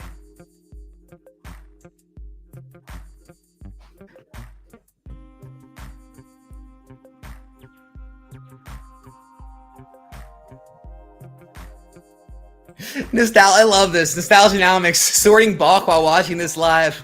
Doing this for my first time. Don't think I will be doing it again. So much work. I hear you, brother. I hear you. Labor costs soon outweigh the gain since the principal was so low in the first place. Yeah. I mean, that's the thing. This hobby, people they don't value their labor. That is the biggest thing I see in this hobby is people don't value their labor. And I hate the cop-out answer of, well, Alex, it's not work for me. I just enjoy it. Yeah, okay. You enjoy sorting things and shipping them. Yeah, I'm sure you do, right? I'm sure that's just so enjoyable.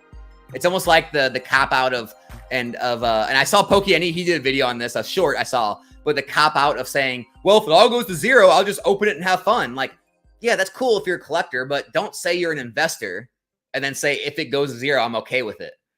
Would you say if you're invested in Apple stock and Apple goes bankrupt, you're okay with it? Like, come on, guys. Come on, like don't give the cop-out answers. It's a lot of labor that goes into doing things in this hobby.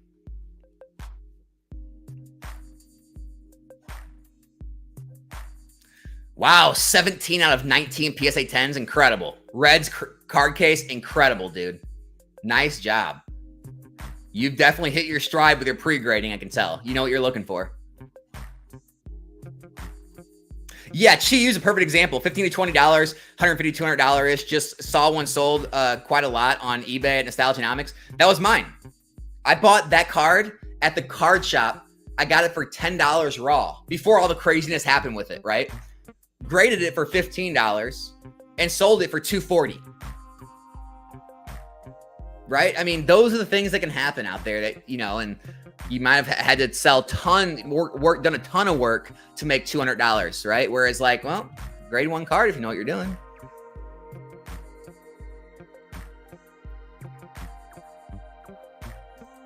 Agreed. Yeah, guys, I'll be the first one to tell you, if you want to take this serious, you got to have some capital, right? You got to have some capital to start. I don't know the exact number on that, but you have to have some capital to start.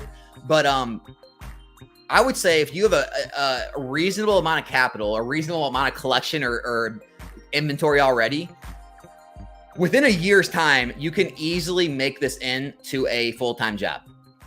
Now, depending on how much income you need, that can differ, but like 50 grand a year, I think you can make 50 grand a year in this hobby pretty easily.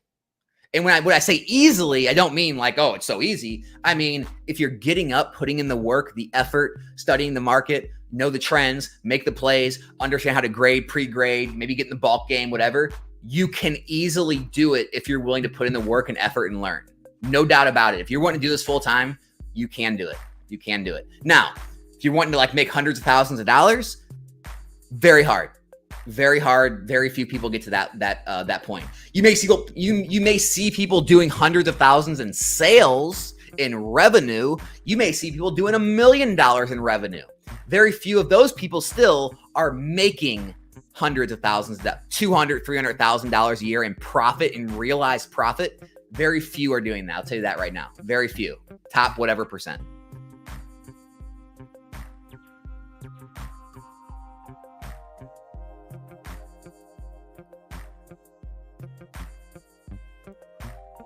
Alex, disagree. LOL, the only 3 SIRs I pulled from Temporal were all damaged. Jess, were those ones you got from like one of my pack breaks, or you opened on your own? That's crazy. That sucks. I'm not kidding a bit, dude. Hey, You guys know I'm already like the pariah of this industry. I can't be more hated than I am. And so I give it to you straight. I don't give a crap. Here, hold please. There you go. Think I'm joking? Did you think I was kidding? Not kidding, bro. Works very well. Very well.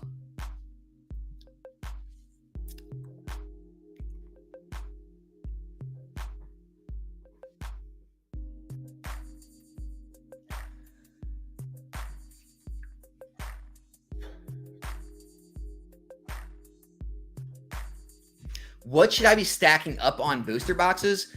I really like Paradox Rift at the prices right now. I mean, I think, I don't know what they are in the market, but I mean, there's a lot of deals out there on like eBay, like Discords, Instagrams, and like Facebook groups floating around where you can find these boxes in like the 80s. You know, I'm sure on the open market, they're still in like the low 90s, maybe. If you can find Paradox low cheap right now, I think it's an extremely strong set and it's undervalued in my opinion. Corner whiting, not as much. There's a tool, right? I'll get it out. There's this tool that he has where you can kind of rub it, and it helps some of the borders sometimes, some of the corners when they're like having that, they're kind of stuck up or flared up. But as far as whiting, very hard to get rid of actual whiting. You know, if you mess with the whiting, you can damage it further, which I've done before. I've tried to like a little nail file or like a scrape, trying to get like a little white dot off the corner, and it can actually make it worse. So yeah, whiting's hard. Whiting's hard.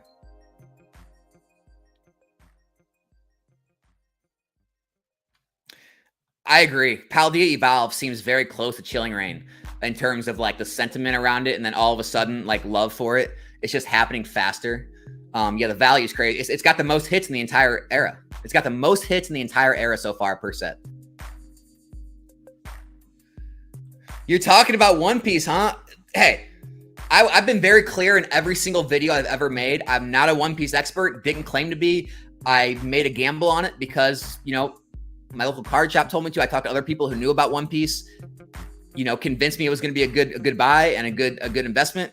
And so I took a gamble on it. I didn't go heavy, you know. What I had like less than $5,000 total, like, you know, but it ended up being worth like over 20,000. And so I took my profits. Pretty simple. You know, I heard from people that there was more Paramount War and Romance Dawn that was going to be getting released like a month ago or so, 2 months ago. I forget when. And so, you know, and I was happy with where they were. I saw that they were starting to stagnate anyway. And I was like, you know what? I'm just going to take the profits and move out and put it in things I actually know about. This was just a gamble. I still don't know about it. The risk paid off. I'm going to realize my gains, move it back into Pokemon and other things I know about more. So that's all One Piece was, guys. And I was very honest about it. Ethan is in the house. Alex is the rich one. Yeah. Keep telling yourself that, man. How you doing, man? Hope your trip home was good.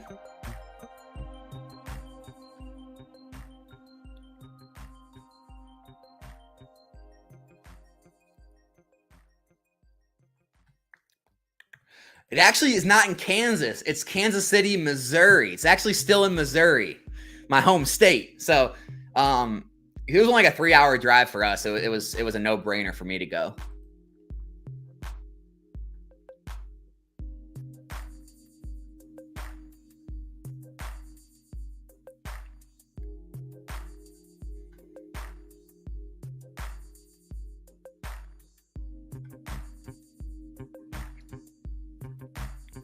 See, there's one of those crazy lunatics right here. Your average player. I actually enjoy shipping. Dude, you know I'm just screwing with you, but that's crazy, man. I can't believe people like shipping. I wish you lived near me and I could hire you. You just ship all my stuff for me. Like, hey man, you're getting to do what you enjoy. Like, how about minimum wage? You get compared to Rudy because you say folks. Nah, it's part of it, but it's more like, I guess, because like I speak in some of the same ways, or I don't know. I've got so much criticism for that. It's mind blowing. People like come to the video just to tell me that, and then they leave, and it's so stupid.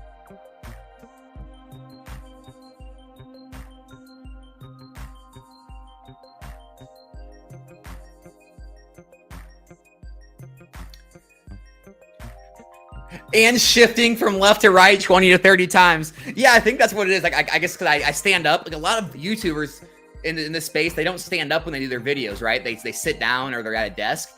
So I think because we both have standing videos and we pace around, it's like somewhat similar, I guess. But here's the thing, guys. It's like at this point in YouTube, it's extremely not impossible, but near impossible to be 100% like a new, like you're not copying off anyone in any way. There's very few people that come along that do that. Everyone is going to be stepping on someone's toes at some point. Every business person is going to be stepping on someone else's business. Every creator is going to be stepping on someone else's content in this Pokemon space, Pokemon investing space, market talk. Like, people always criticize other creators too, like, oh, you're talking about the same thing that these other guys are. No, dude, it's just people see things happening at the same time, so they make the video. Like, I've heard people get criticized for copying me, right? And I'm like, dude, they're not copying me. Maybe they are, but it's like, I don't take any offense to any of that. I hope other people don't, And sometimes, like one time, I got accused of copying someone because they put out the video before me. And what was funny, like you can schedule videos on YouTube. I made the video like 3 days ago and scheduled it to come out on Friday. And one of the other guys put out the video on Thursday. So it like preempted me and that made me look like I was copying him. It's like, dude, I had the idea 3 days ago. I already had other videos scheduled. So it's like, it's one of those things where you just can't let it get to you. Everyone's copying someone in some way. It's just, guys, there's only so much happening on the market and everyone sees the same things happening, so they speak on it. Just pay attention to everyone's individual takes. If someone else keeps having the same exact takes and the same exact opinions of everyone else, well, if someone else, well, yeah, maybe they're copying then at that point. But I think few people are copying. I give everyone the benefit of the doubt usually.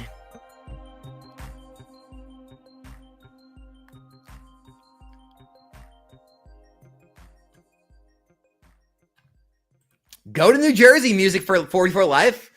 I'll be at New Jersey. It'll be a good time.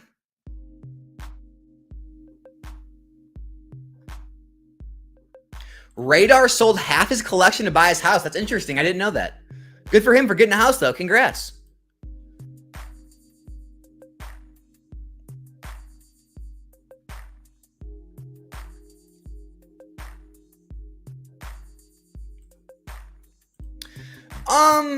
Not as much. I mean, you have to be like careful with it. Like sometimes if the scratches are too deep, they won't come out. But if it's like those surface little like white scratches, they come off pretty easy, or like little hollow scratches can come off. But it just takes tons of experience. Like here, put it this way. I screwed up a number of cards before I learned how to be effective with Kurt's card care stuff.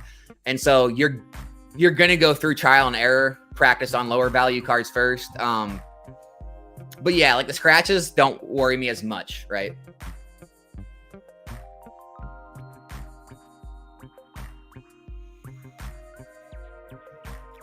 Man, dude, I'm a corporate shill. What can I say?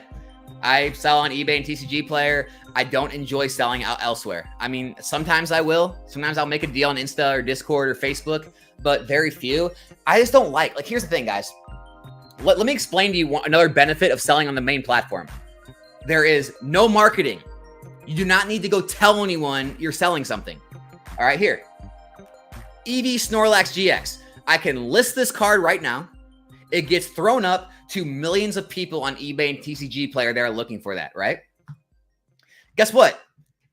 When it sells, it's sold, right? You get the money.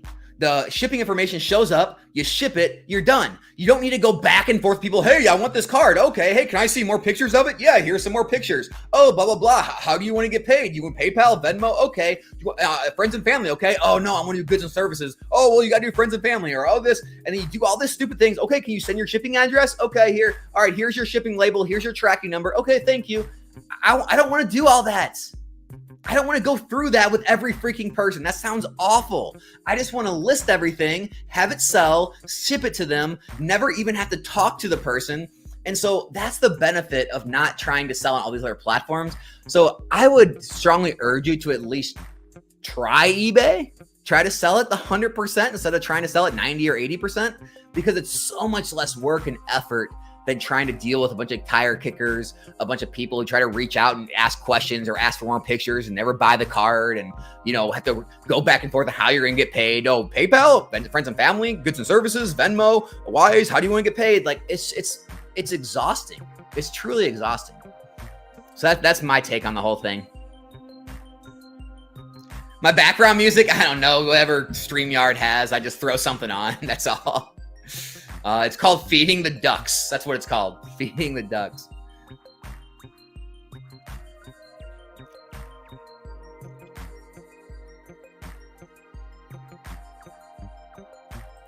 You're sending everything to Beckett? Hey, man, good luck. Yeah, the Black Label Lottery is cool. And then, honestly, Pristine 10s, they're less liquid than PSA 10s, but they usually sell for a little more. And so, yeah, I mean, it's not like an all or nothing play. If you get a Pristine, you're still good. Anything less than Pristine, you're going to be better off sending to PSA. So, yeah, trial and error. Try it out. Bug Catcher Mike, keep on keeping on. You know it would. You know I will, brother. Appreciate you showing up. I make $72K a year, but to be honest, it's not enough. Not enough, man. I'm sorry. Sealed and raw graded a good play. I agree.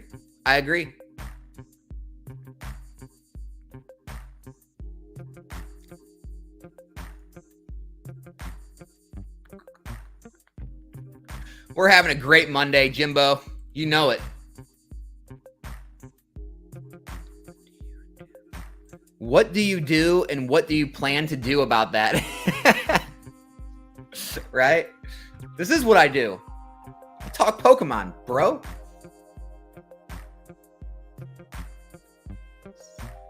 Thoughts on PokeRev packs? I mean, if you like to gamble, I don't know. Like, same thing as any other mystery product, I guess.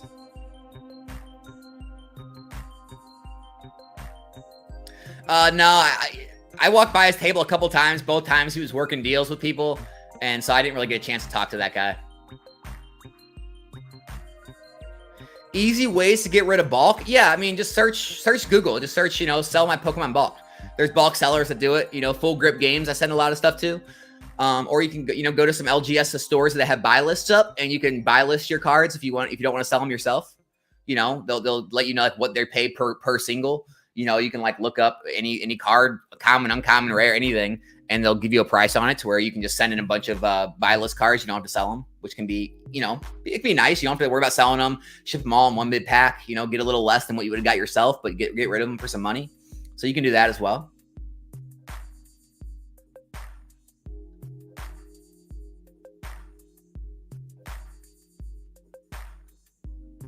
Can't wait to see you, man. See you at New Jersey. ZL. What's your next play on YouTube? Any new segments, or will you ever branch off to other Pokemon products? Yeah. That's one of the big conversations I had with a lot of people this weekend. There'll be changes coming. But there'll be a lot of the same. I've talked with multiple people about possibly branching off to a separate channel. Just different short form content ideas. Like I said, there's a lot of planning going on behind the scenes you guys don't necessarily see, but it'll eventually come to fruition. I just want to make sure I'm making the right moves, the right strategic moves. I don't just want to just like kind of be like grasping at the wind, throwing a bunch of things at the board, hoping one sticks. I want to make sure I'm making the right move.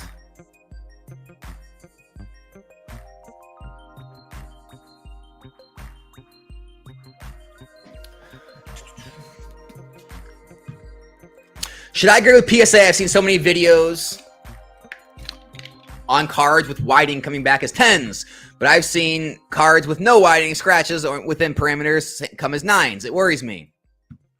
Look, man, I mean, here's the thing. If you're like a hardcore collector, then maybe you just don't just like, look at your cards before you buy them. If you're like someone, I don't really know how to answer that question. Like, I don't care. Like, I'm not one of those people that like takes their slab and they're like, oh man, oh, I want to make sure this is a strong 10 or a weak 10, a strong 9, weak. I don't care, right? I look at the card, I look at the number, and I buy and sell it. But yeah, if you're really into like the card and like all the exact, like, yeah, maybe you need to like study it a little bit more. But as far as like buying a grade to sell, dude, 99.9% of people don't care. They're buying the card, they're buying the grade. That's it. That's it.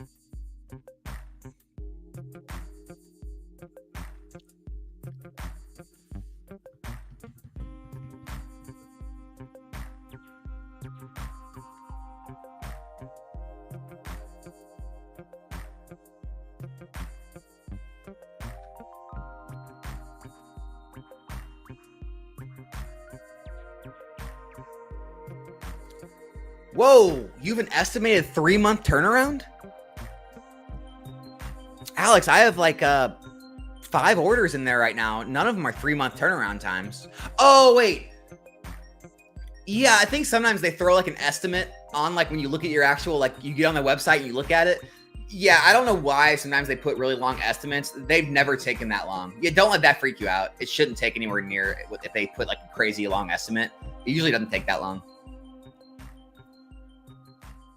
Do you think PSA is consistent with grading? I mean, as consistent as humans can be, right? Like, I mean, look at some of the I mean, I can do that in the video too. I can get some of the AGS or the tag cards, and I can show you those. I can show you black labels that don't look perfect.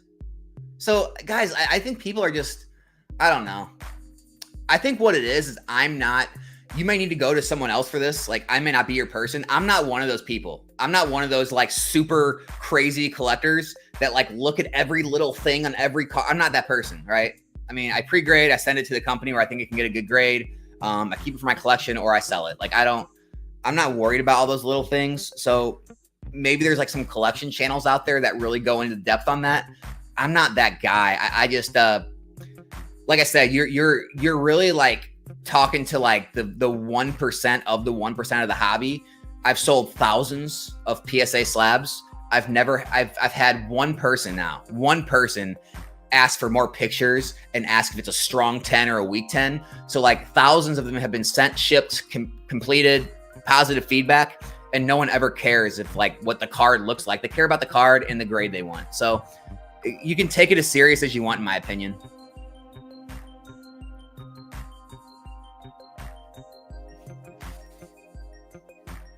Man, I don't know anything about the other markets on the UK shipping, how much it costs basis. I can't answer that, Ray. I'm sorry, dude. I'm not qualified to answer it. My eBay store name? Nostalgianomics. It's linked in the description. I don't have anything up right now. Well, I have a few things. I took down all my slabs and some of my singles because I took them to Collecticon to make trades and make deals with. But yeah, here's my link.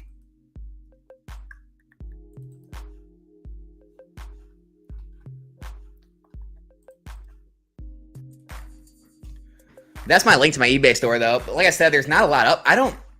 Again, you know, I probably do a lot more in sales than some people that have way more inventory than me, right? I just don't like to keep inventory a long time. If something isn't selling in a couple, like 2, 3, 4, 5 months, I'll auction it. I'll get rid of it. I'll take it to a show and I'll trade it.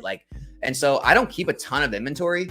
Like you see on some people's pages where they have hundreds and hundreds of listings. But I mean, I still do like between $30,000 to $50,000 every 90 days in sales, right? So I do a good amount of sales, but you're not going to see huge amounts of listings on my page because I churn and burn them. I want that capital back, right? So, you know, I grade and I sell very liquid items most of the time. Oh, open on your own. Okay, Jess. Well, hey, that at least makes me feel a little better. I still feel bad for you, but at least I didn't open them. I'd have felt bad about that one.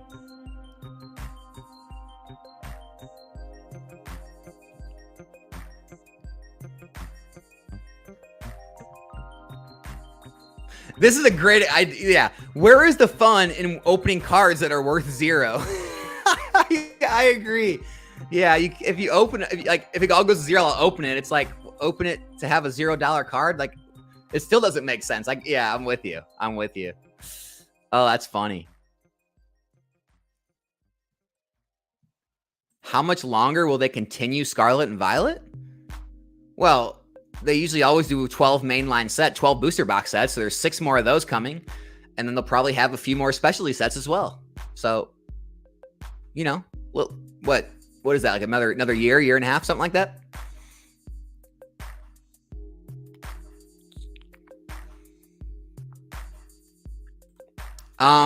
Jay,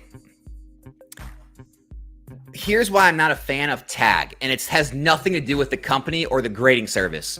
For all, you know, it could be a great company and a great service. I did a whole live stream about that. If you want to look at my live streams and scroll down where it's got tag grading in the title, I think, in the thumbnail.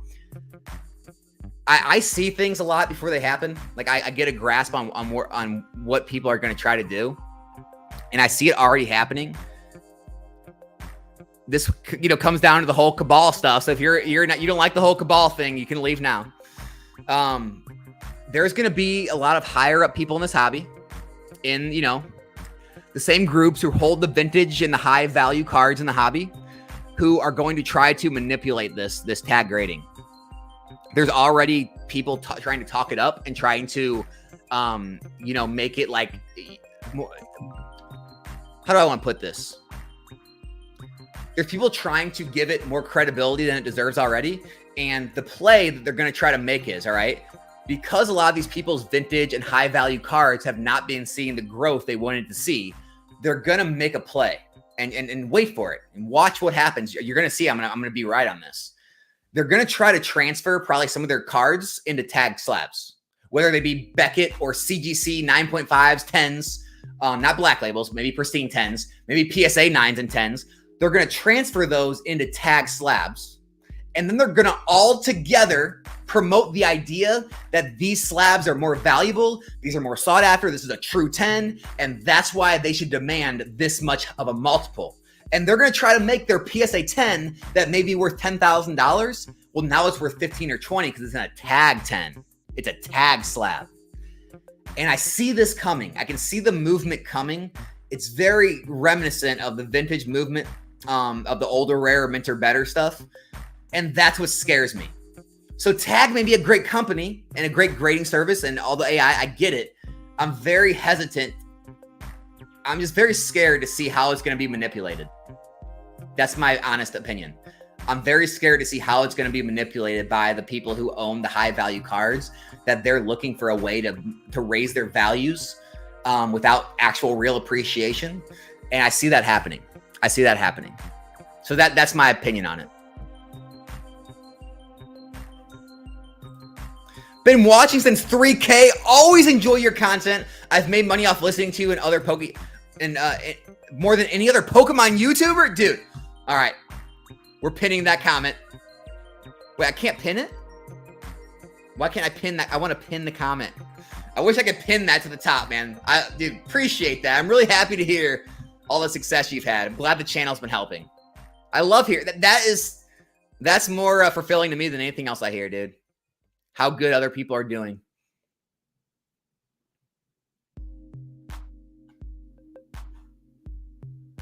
Do you feel that you can scale grading game to the same level as someone like PokeNE was sealed with the same kind of time and efficiency? Well, here's the thing.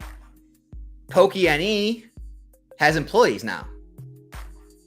So, I mean, realistically, if I had employees like to ship all my orders or to list for me or something where all I had to do was source and grade and pre-grade, it's feasible.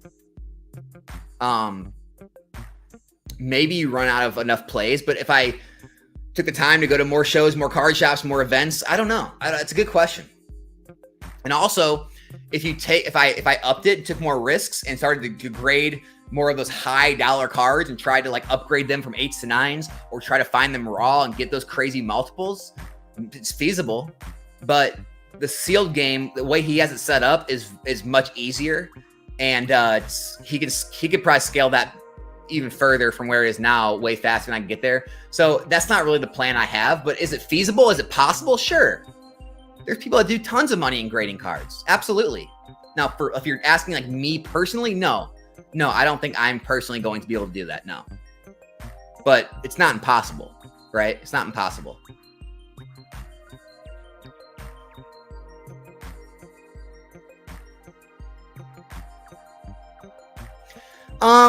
I like the idea of establishing an LLC. You can get reseller permits where you don't pay sales tax online, eBay, TCG Player, other online shops, other places, don't charge you sales tax then.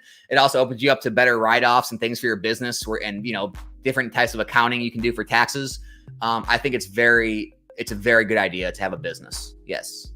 If you're doing this seriously.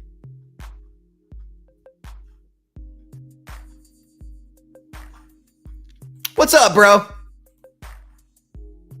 One Piece ain't going nowhere. Yeah, maybe it won't, right? I think the days of seeing booster boxes. Here's the thing, guys, like ZL, this is the problem with this hobby and all these hobbies, right? People get so triggered whenever you say anything about what they're doing. It doesn't matter what they're doing. If I say something bad about bulk, they get triggered. If I say something bad about vending, triggered. Say something bad about grading, triggered. Say something bad about One Piece, triggered, right? You have to open yourselves up for criticism without getting triggered. You have to understand, right?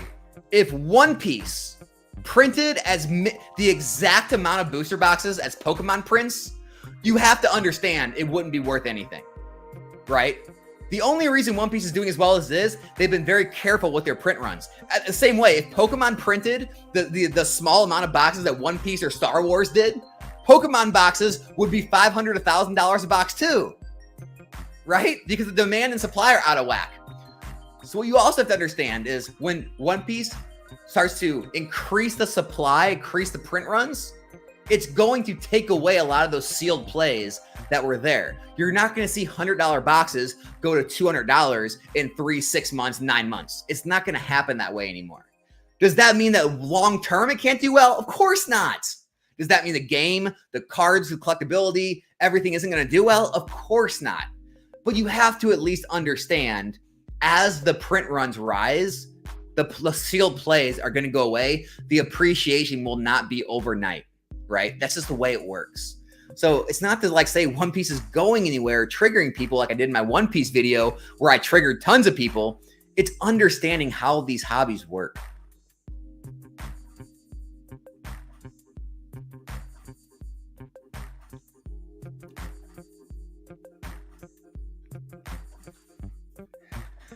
Just cracked PSA 9 Miriam. I got you on eBay. Oh, cool. Was curious if you had some products, if you had used some product on it, had it a different feel to it. I have no clue. I have no clue. All the cards I've sent, man, I couldn't tell you. I will tell you though, no, just because cards feel different doesn't mean anything. If you feel some of those, some of those Sword and Shield, trainer galleries, they feel really thick and really glossy. And then you feel some of the Scarlet Violet era, IRs, they feel very less glossy, less thick. It's weird. So no, cards definitely feel different depending on when they were printed in Pokemon. Some of the tag teams or XY feel way different than Scarlet and Violet or Sword and Shield. So no, just because it feels different, no, there's tons of different printings, different thickness, different shine. It's weird. Yeah, so that's a weird thing. No opinions on Dragon Ball Fusion. I haven't looked into it enough, man. I'm sorry.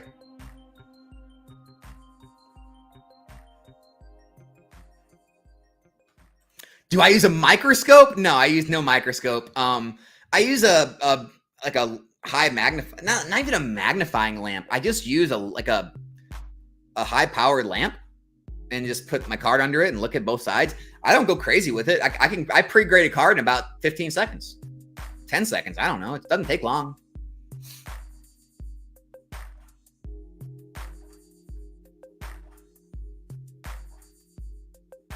Just drove through Missouri on a work trip. It was beautiful. Stopped at the stores in Cape Girardeau. They were stocked. Love it, man. Dude, Missouri's a great place to live. It's affordable. Nice area. I know everyone has this weird mindset that everywhere in New York is a city, and then everywhere in the Midwest is farmland and podunk, right? And it's so weird, man. It's guys, every single state has country places, they've got suburbs, and they've got cities. They've got affluent areas, they've got cheap areas, they've got rundown areas, they've got dangerous areas. I live in a suburb of Missouri. It's a rather, I'd say more affluent place. Like it's a good place to live. The Blaze says, what percentage return in the short term is worth a flip? For example, I bought an Espeon VMAX piece of 10 300 without knowing it was going to jump up to 400 within a month. I can't answer that, dude. I mean, depends on what you're trying to do. If you're just looking to make money in the hobby, it's a great flip. It's great money.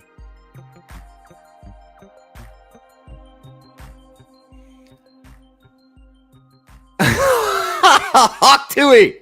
Oh man, that video. It's so funny how these random videos go viral. Hawk Tui girl, right?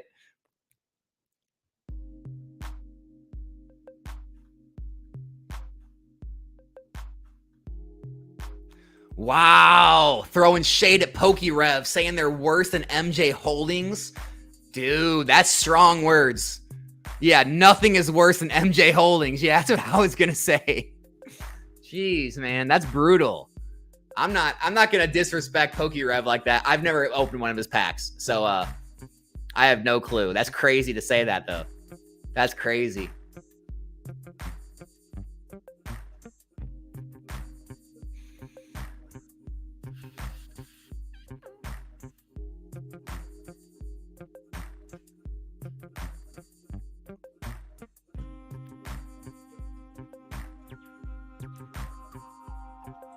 My comment wasn't referring to whether a card has widening and a 10 would sell. It would mainly if it's worth the risk. I've seen so many really good cards come back as 9s. I have many cards that look really good, but I've seen videos where they really good cards come back as 9s. I don't want to risk. Okay. So I think what it is people might like try to hold too closely to the PSA policy of like all the parameters they put in place. They don't always follow it. Let's be honest. I don't like to send off not centered cards. Again, I'm not talking about the one-offs. Everyone out there can say, Alex, I sent this card. It had terrible centering on the back and it got a 10. I'm sure it did. I like to, do the best I can with the centering. So I like to make sure the fronts where the borders are and the back, the same blue amount of blue border around the sides, is as close to perfect as possible. That is my main thing, okay? Whiting, right? You don't want to have whiting on the edges. Whiting on the corners can get overlooked, okay? So like those little white dots you see, like maybe one on a couple corners, those can get 10s. I've got plenty of 10s with those. I send those. If the centering on the back is a little off, but the front is perfect, you can send that. I don't like to send cards that have bad front centering. I don't like to send cards that have edge wear. I don't like to send cards that look way off centered. And if the card though is good front center, the back is decent, and maybe it has a dot or two, you should be okay. So there's no perfect science, but I would say very limited whiting's okay. But again, you have to know what you're looking for. Like some people will think like a whole corner, like a big bend, a big white bend is okay. No.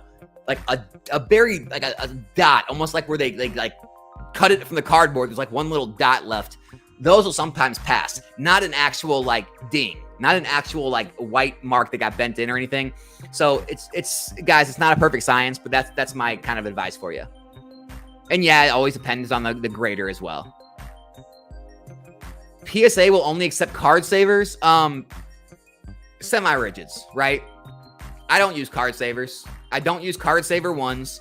I use Ultra Pro graded submissions. They're on the website, nostalgianomics.com. By the way, guys, I don't shout it out enough. I'm going to though, because I get questions a lot, like in the Discord and in chats and comments. Now I'm gonna like come up. What just happened? We good? We good? We still live? All right. I'm gonna go ahead and share the screen. So on my website, right, you can like buy packs. The merch, anyone wants to pick up any merch, we got the Beware the Cabalin. We got the, beating up the Cabal in the ring, the Sealed King, and we got the folks and the NN merch, right? You can click that. But right here's what I'm talking about. The recommended products. Guys, this is like everything I recommend to use. Okay. So these are great for like protecting your boxes and ETBs. If you're doing video games, protective cases, these are like those stands I use to like stand up my cards, like I do behind me. Graded cases for either slabs or top loaders. If you're going to shows, you want something to carry your stuff around in. Boxes, obviously, for regular cards or PSA cards. And obviously top loaders, penny sleeves, submissions, and graded sleeves. So here's what I'm talking about right here, right?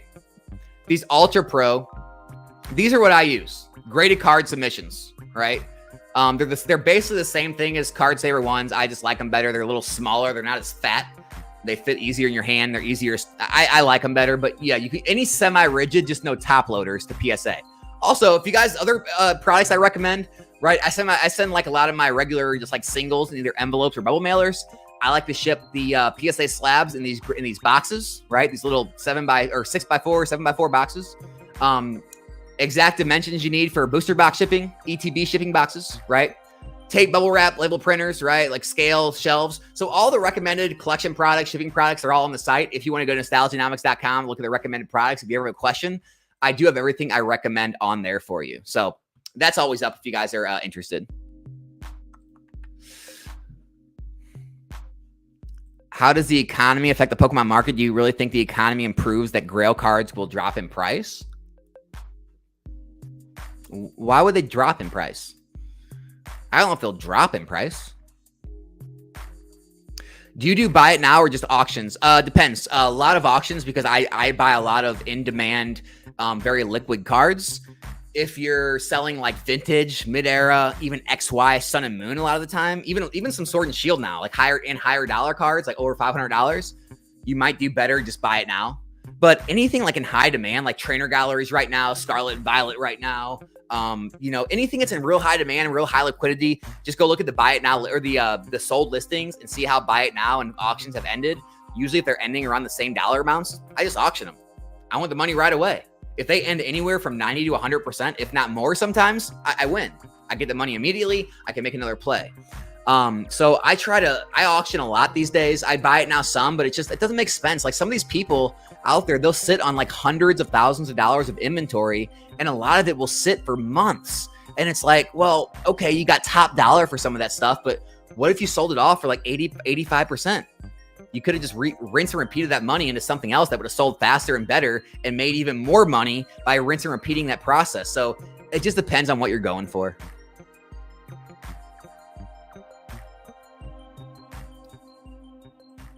Alex, are your top 3 vintage cards of all time pre-XY? First of all, I don't like Gold Stars. I'm going to get crushed for that. I don't really like Gold Stars as much as like other people do. I don't know. Obviously, the Neo Gyarados, the Neo Revolution Shining Gyarados. Love that card. That's my favorite. I don't know top 3. Top 3 is gonna be hard. I'm just gonna say that's one of my favorites. I could definitely pick some return of Team Rocket cards, EX Team Rocket returns. I could pick some cards in there for sure. Maybe one of the Shinings. Like I like some of the Shining cards. Maybe the Crystal. I do like some of the crystals. Some of the gym sets are pretty cool. Gym Heroes, Gym Challenge sets are cool. But I really like that Gyarados, right? I wish they would have could you imagine if they would have redone that Gyarados art in Silver Tempest to go with Lugia? I think that would have been a great card for that set. I think that would have done really well if they had redid that in like a full art textured, alt art version. But yeah, I mean, I just can't. I like modern. Like I like full art, textured, SIR, full scene.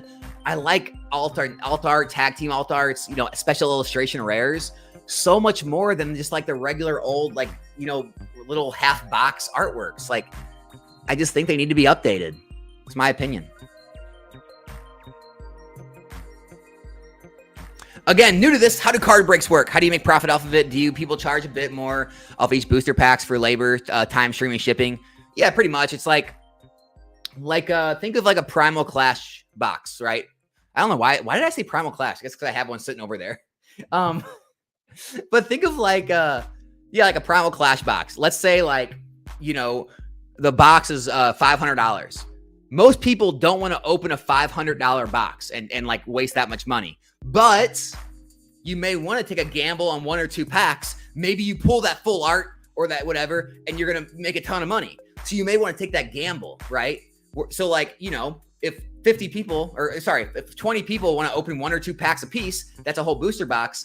That's more likely than someone wanting to buy a $500 box all for themselves. So that's kind of the idea behind the pack breaks, right? Appreciate it, Andy. Thanks, man. Thoughts on buying and selling a TCG player? No issues. Once in a while, you might have one of your envelopes disappear in the mail. Maybe someone's scamming you. Maybe it actually got lost. But it's kind of the cost of doing business. I mean, out of hundreds of shipments I've done in the past couple months, I might have had like a couple lost, not show up. Maybe like a few dollars each time. So, but other than that, it's great. I like it. I like it. If you invested in a sealed product that doubled, would you sell and reinvest so that you have equity could grow? When's the best time? No, I mean, I doubled my money on a lot of Sword and Shield sealed products right now. I'm not selling them. It just depends on where you think that money could be used better, right? Like, I've got enough capital right now for my flips. Like, the amount of time I can keep finding flips, I still have cash in the bank, right? I still have credit available. If there came a time when I had no cash and no credit and there were still plays I wanted to make, then maybe I would sell some stuff off to make plays. But right now I'm in a good spot. And so as far as investing, like I don't necessarily think I could sell a Chilling Reign case and put it somewhere else, because there's a good chance Scarlet Violet could outperform Chilling Reign, right? Like a Paldea Evolved or Sword and Shield or a Temporal Forces. But there's an also equally as good chance Chilling Reign goes to $350 a box, $400. I don't know. And so I still like the idea of having Sword and Shield products, even though I've doubled my money. It's a feel thing. I don't have a scenario. I don't have like a perfect method of once I reach this amount of percentage or this amount of years. I don't play that game. It's all based on feeling for me, on reading the market.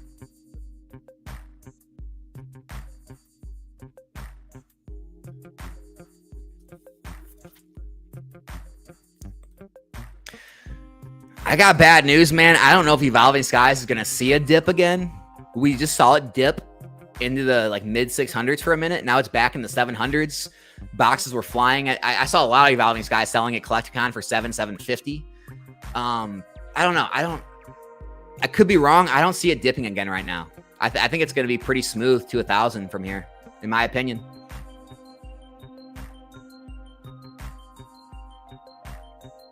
Do I feel obligated to let buyers know I use Kurtz? No, Danny. I grade with PSA and I list it as a PSA, whatever it is. I post the PSA scans of the card. Oh, man. People are crazy in this hobby.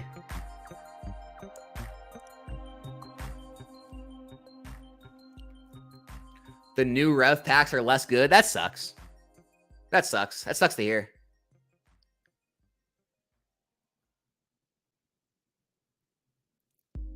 You can tell from the comments who grades and who doesn't, LOL. Hey, bro, did you see my question? I was wondering your thoughts were on which era would perform the best in 10 years. First half of Sun and Moon, Sword and Shield. Oh, Scarlet, first half? If we're talking first half, Scarlet and Violet all day. In my opinion, all day. I'll take first half of Scarlet and Violet over all those. You're always late, man, but what's up as always? Yeah, PSA doesn't want top loaders. Agreed, Danny, 100%. It's got to be a semi-rigid. It doesn't have to be Card Saver brand, but it has to be a semi-rigid for sure. I wish they would grade booster boxes. We're not there yet. Eventually, though, I would love to see graded booster boxes, just like we see graded video games.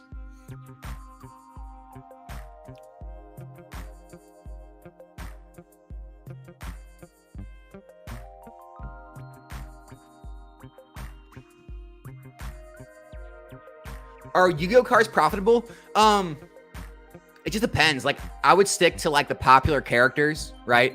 The Blue Eyes, Red Eyes, Dark Magician Girl, like all the original characters in different rarities. And then like if you know more about the game, you can dive into it. It's a much smaller graded market. The singles market's strong. The game's strong. The sealed product's pretty strong. Not as much as an investment, but as far as selling out of the gate. But I don't know as much about it. Ethan, if Ethan's still here, he could tell you more about it. That's his world.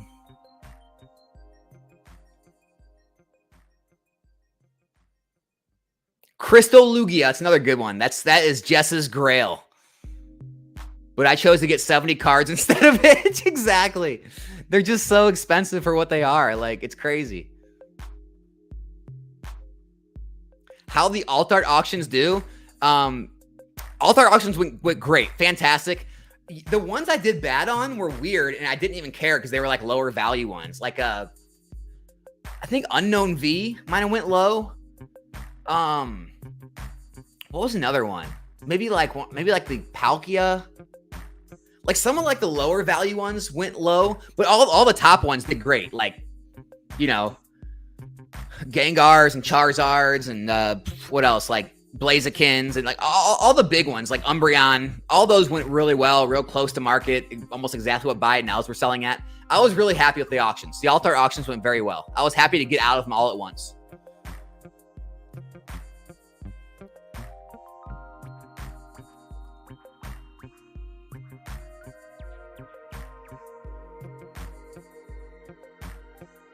Been stocking up on modern booster boxes. Have yet to sell anything. If you want to sell 3 to 5 years, what steps would you take to prepare for that? Just about building a selling account, right? Getting these lower value singles, TCG Player, eBay, or lower value slabs, any slabs, whatever. Just start building a selling account. Start making orders, shipping them out, getting people to leave positive feedback. Maybe reach out to them and say, hey, would you mind leaving a feedback on that if you liked it? And just get a seller account built up. So when you go to sell, you're getting top dollar for those boxes. That's what I would do.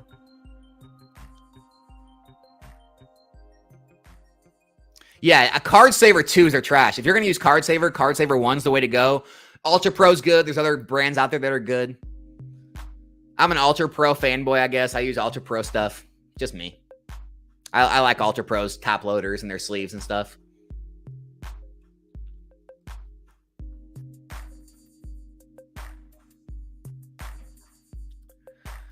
How many slabs do you have? I've got about 200 and it feels kind of bad. I had hundreds. I just sold off a massive amount. I ran auctions for about a month, and I was selling about 20 to 30 an auction for like 2 to 3 auctions a week. So I sold hundreds of slabs. I probably have less than 100 left total, but I've got probably 300 cards now at PSA. So I guess I will have hundreds again, right?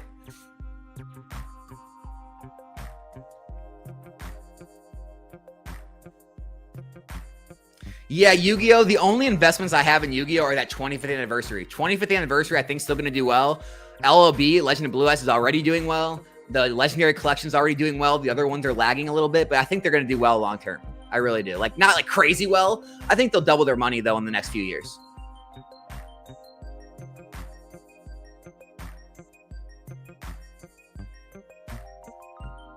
Primary source of income?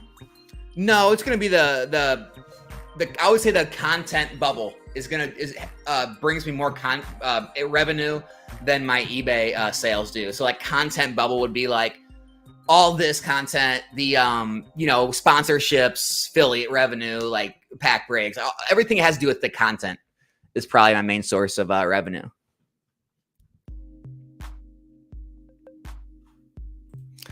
Carl, the first print thing, it seems to be starting to become a thing. It's all about the market. If the market accepts it, it will be. If they don't, it won't. If the market is convinced the first print run either has better pull rates or better quality or whatever it may be, then it may be a thing. If the market as a whole isn't convinced, it'll be very hard to sell and very hard to convince people. It won't. It's not something I'm banking on, but yeah, I mean, you might be able to do well with quote unquote first print. It's just all about finding a buyer who actually cares about it being first print, which is harder to do right now. Maybe in the future, more people will buy into it than it might be. But that's what these markets are. People forget that these markets are made up of people. It's not all about like coming up with this perfect financial equation or just like if someone doesn't believe the same way you do, you're saying, oh, everyone's irrational. They should value first print. It doesn't work like that. It's all about if the community, if the hobby accepts it or not. And if enough people as a whole accept it and believe in it, then it raises the value of it. It raises the scarcity in the market because more people want it. So I'm not convinced that's going to become a thing yet, but it could. It's hard to re-educate an entire market though. Japanese comment alert. I love it. I've been opening 151 with my kid now. That it's affordable. It's the only Japanese I said I like to open because they don't have to read these. We all know Pokemon by the picture. That's a good point. 151 is a good set for that. I like it. Hey, UT, I appreciate that, man. Thank you.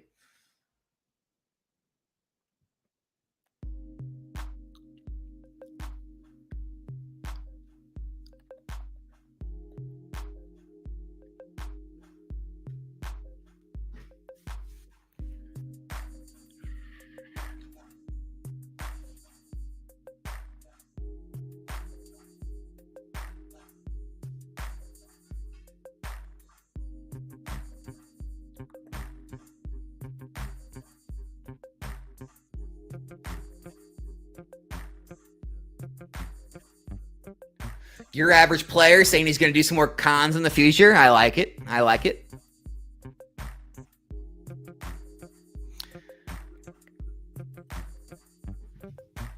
Do you think Pokemon should bring back first edition? I do. I've said it before. Pokemon is seriously missing the collectors right now. Like seriously. We either need one of a few things. I know a lot of people are against this idea, but I think serialized cards would be awesome. A lot of people hate that. Maybe a secondary product, kind of like Magic the Gathering has collection boxes.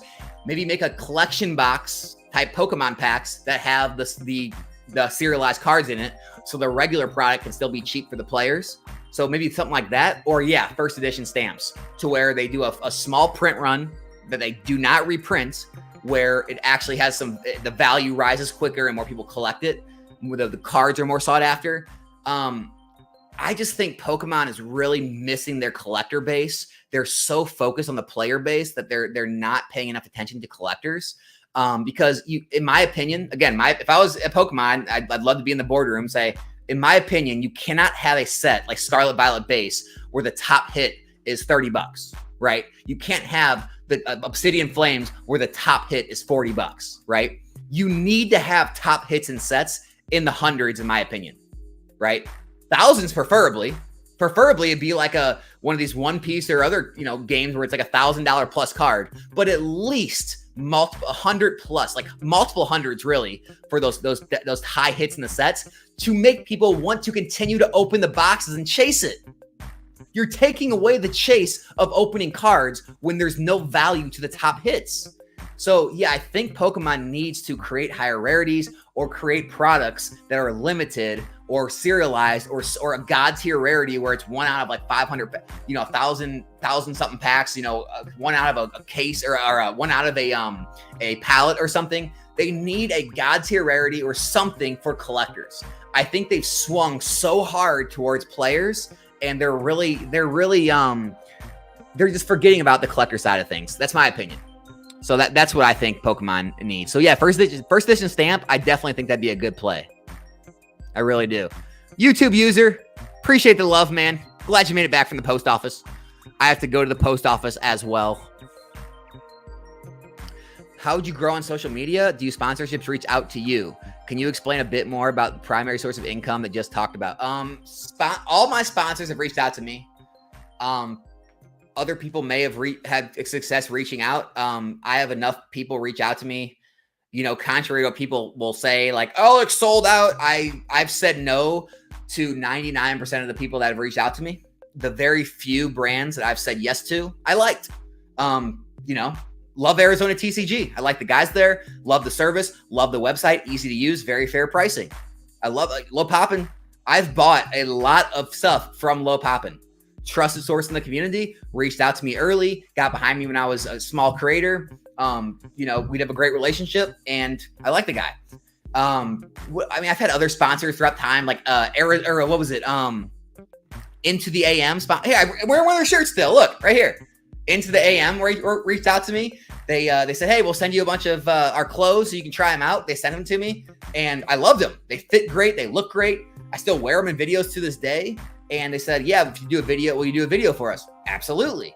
So yeah, I mean, a lot of, I've had a lot of ridiculous stuff, people reach out to me and I said no to them. But yeah, I mean, that's source of revenue. Obviously, if anyone supports me through affiliate links, like clicking any of the store links I leave, it costs you nothing. It's the best way to support not just me, but any of your favorite creators. If you click those links, it takes you to a specific site or product. And if you buy from them, you pay nothing. It costs you zero extra, but we get a kickback, whether it be like 1 to 5% of the sale. And so that's a part of the revenue. YouTube revenue has been picking up because I've been making more videos, getting more views. So YouTube revenue, obviously pack breaks, I make a little on those. Yeah, so that's pretty much how it breaks down. That's how it breaks down. Other social medias I can't talk about because I just suck on those. I haven't took the time to grow on those. You'd have to ask a better creator than me. My Instagram, TikTok, and I don't even have a Facebook for my business. So it's like they're non-existent. Do I do pictures at cons? Sure.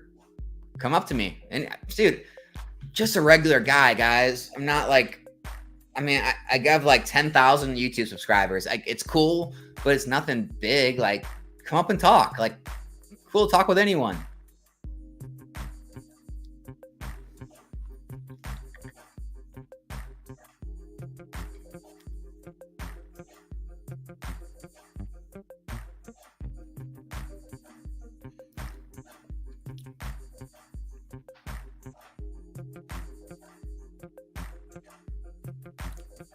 Appreciate it, man. I'm about to head out too, so I appreciate you stopping by.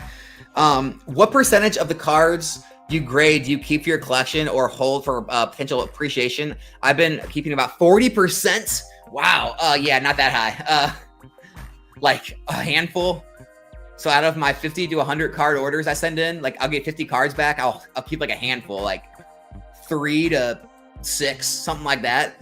Unless I'm making plays. Like right now, I've been making some plays on Scarlet and Violet because I felt it was undervalued. Now I'm starting to sell off some Scarlet and Violet, but there was a period there where I was holding basically every Scarlet Violet SIR and IR that I got back in a 10 because I felt they were really undervalued and the hate was actually over. It was too much hate, and I knew they were gonna swing back in my opinion. But on like normal submissions, just a handful, man, not a whole lot. I wish you could be there too, Jess. Love to meet you. I get it. I get you can't justify it though. I mean, traveling is expensive. It just is. There's no way around it. Guys, I think I took enough questions. Appreciate everyone stopping by today. We've been going almost 2 hours and 45 minutes. That's crazy. Yeah, the whole kind of everything to take from this stream is when you're new to the hobby, or even if you've been in a while and you haven't tried everything, put your feelers out there. Try things. Don't be afraid to try. Just do it with little amounts of money, right? Try bulk, right? Try singles, try buying collections, try grading, try doing, building a business around sealed or marketing it, or, try content if you want to try content, try rips, just try things, but don't be afraid to not do everything. Don't be afraid to listen to people like me or people who do grading, people who do sealed, people who do bulk and say, I get it works for you, but it doesn't make sense for me. Right? Whether it be for time, whether it be because you don't enjoy it, whether it be because it's just not something you want to put capital into, whatever it may be. And don't be afraid to just hone in and focus on just the parts of the hobby that you like and go all in on those, right? Don't be afraid to do that. You can be very successful doing that. You don't need to be a jack of all trades. You can be a master of a few and do very well in this hobby. So just there's a lot of info out there. Take it all in, try things, but don't feel like you have to do all these things just because you see or hear people being successful with it. Because here's another thing, guys, hot take, and this is not a shot at anyone. A lot of the people that you hear that they talk about, they show whatever sales data and they act like they're very successful. Only a few of those people are actually doing the things they say they're doing, are actually doing the numbers that they say they're doing. A lot of the people that you hear from on Discords and Instagrams and comment sections and YouTube, a lot of them are putting on a show and they're not as successful with the things they're saying they're that successful with. So just be careful with that. Do what works, trust yourself, and do the things you enjoy. You'll be successful. Jess, appreciate it. Everyone, thanks for stopping by, guys. We're ending the stream there. Thanks for all the support. Be back here in a new video soon. I'm out.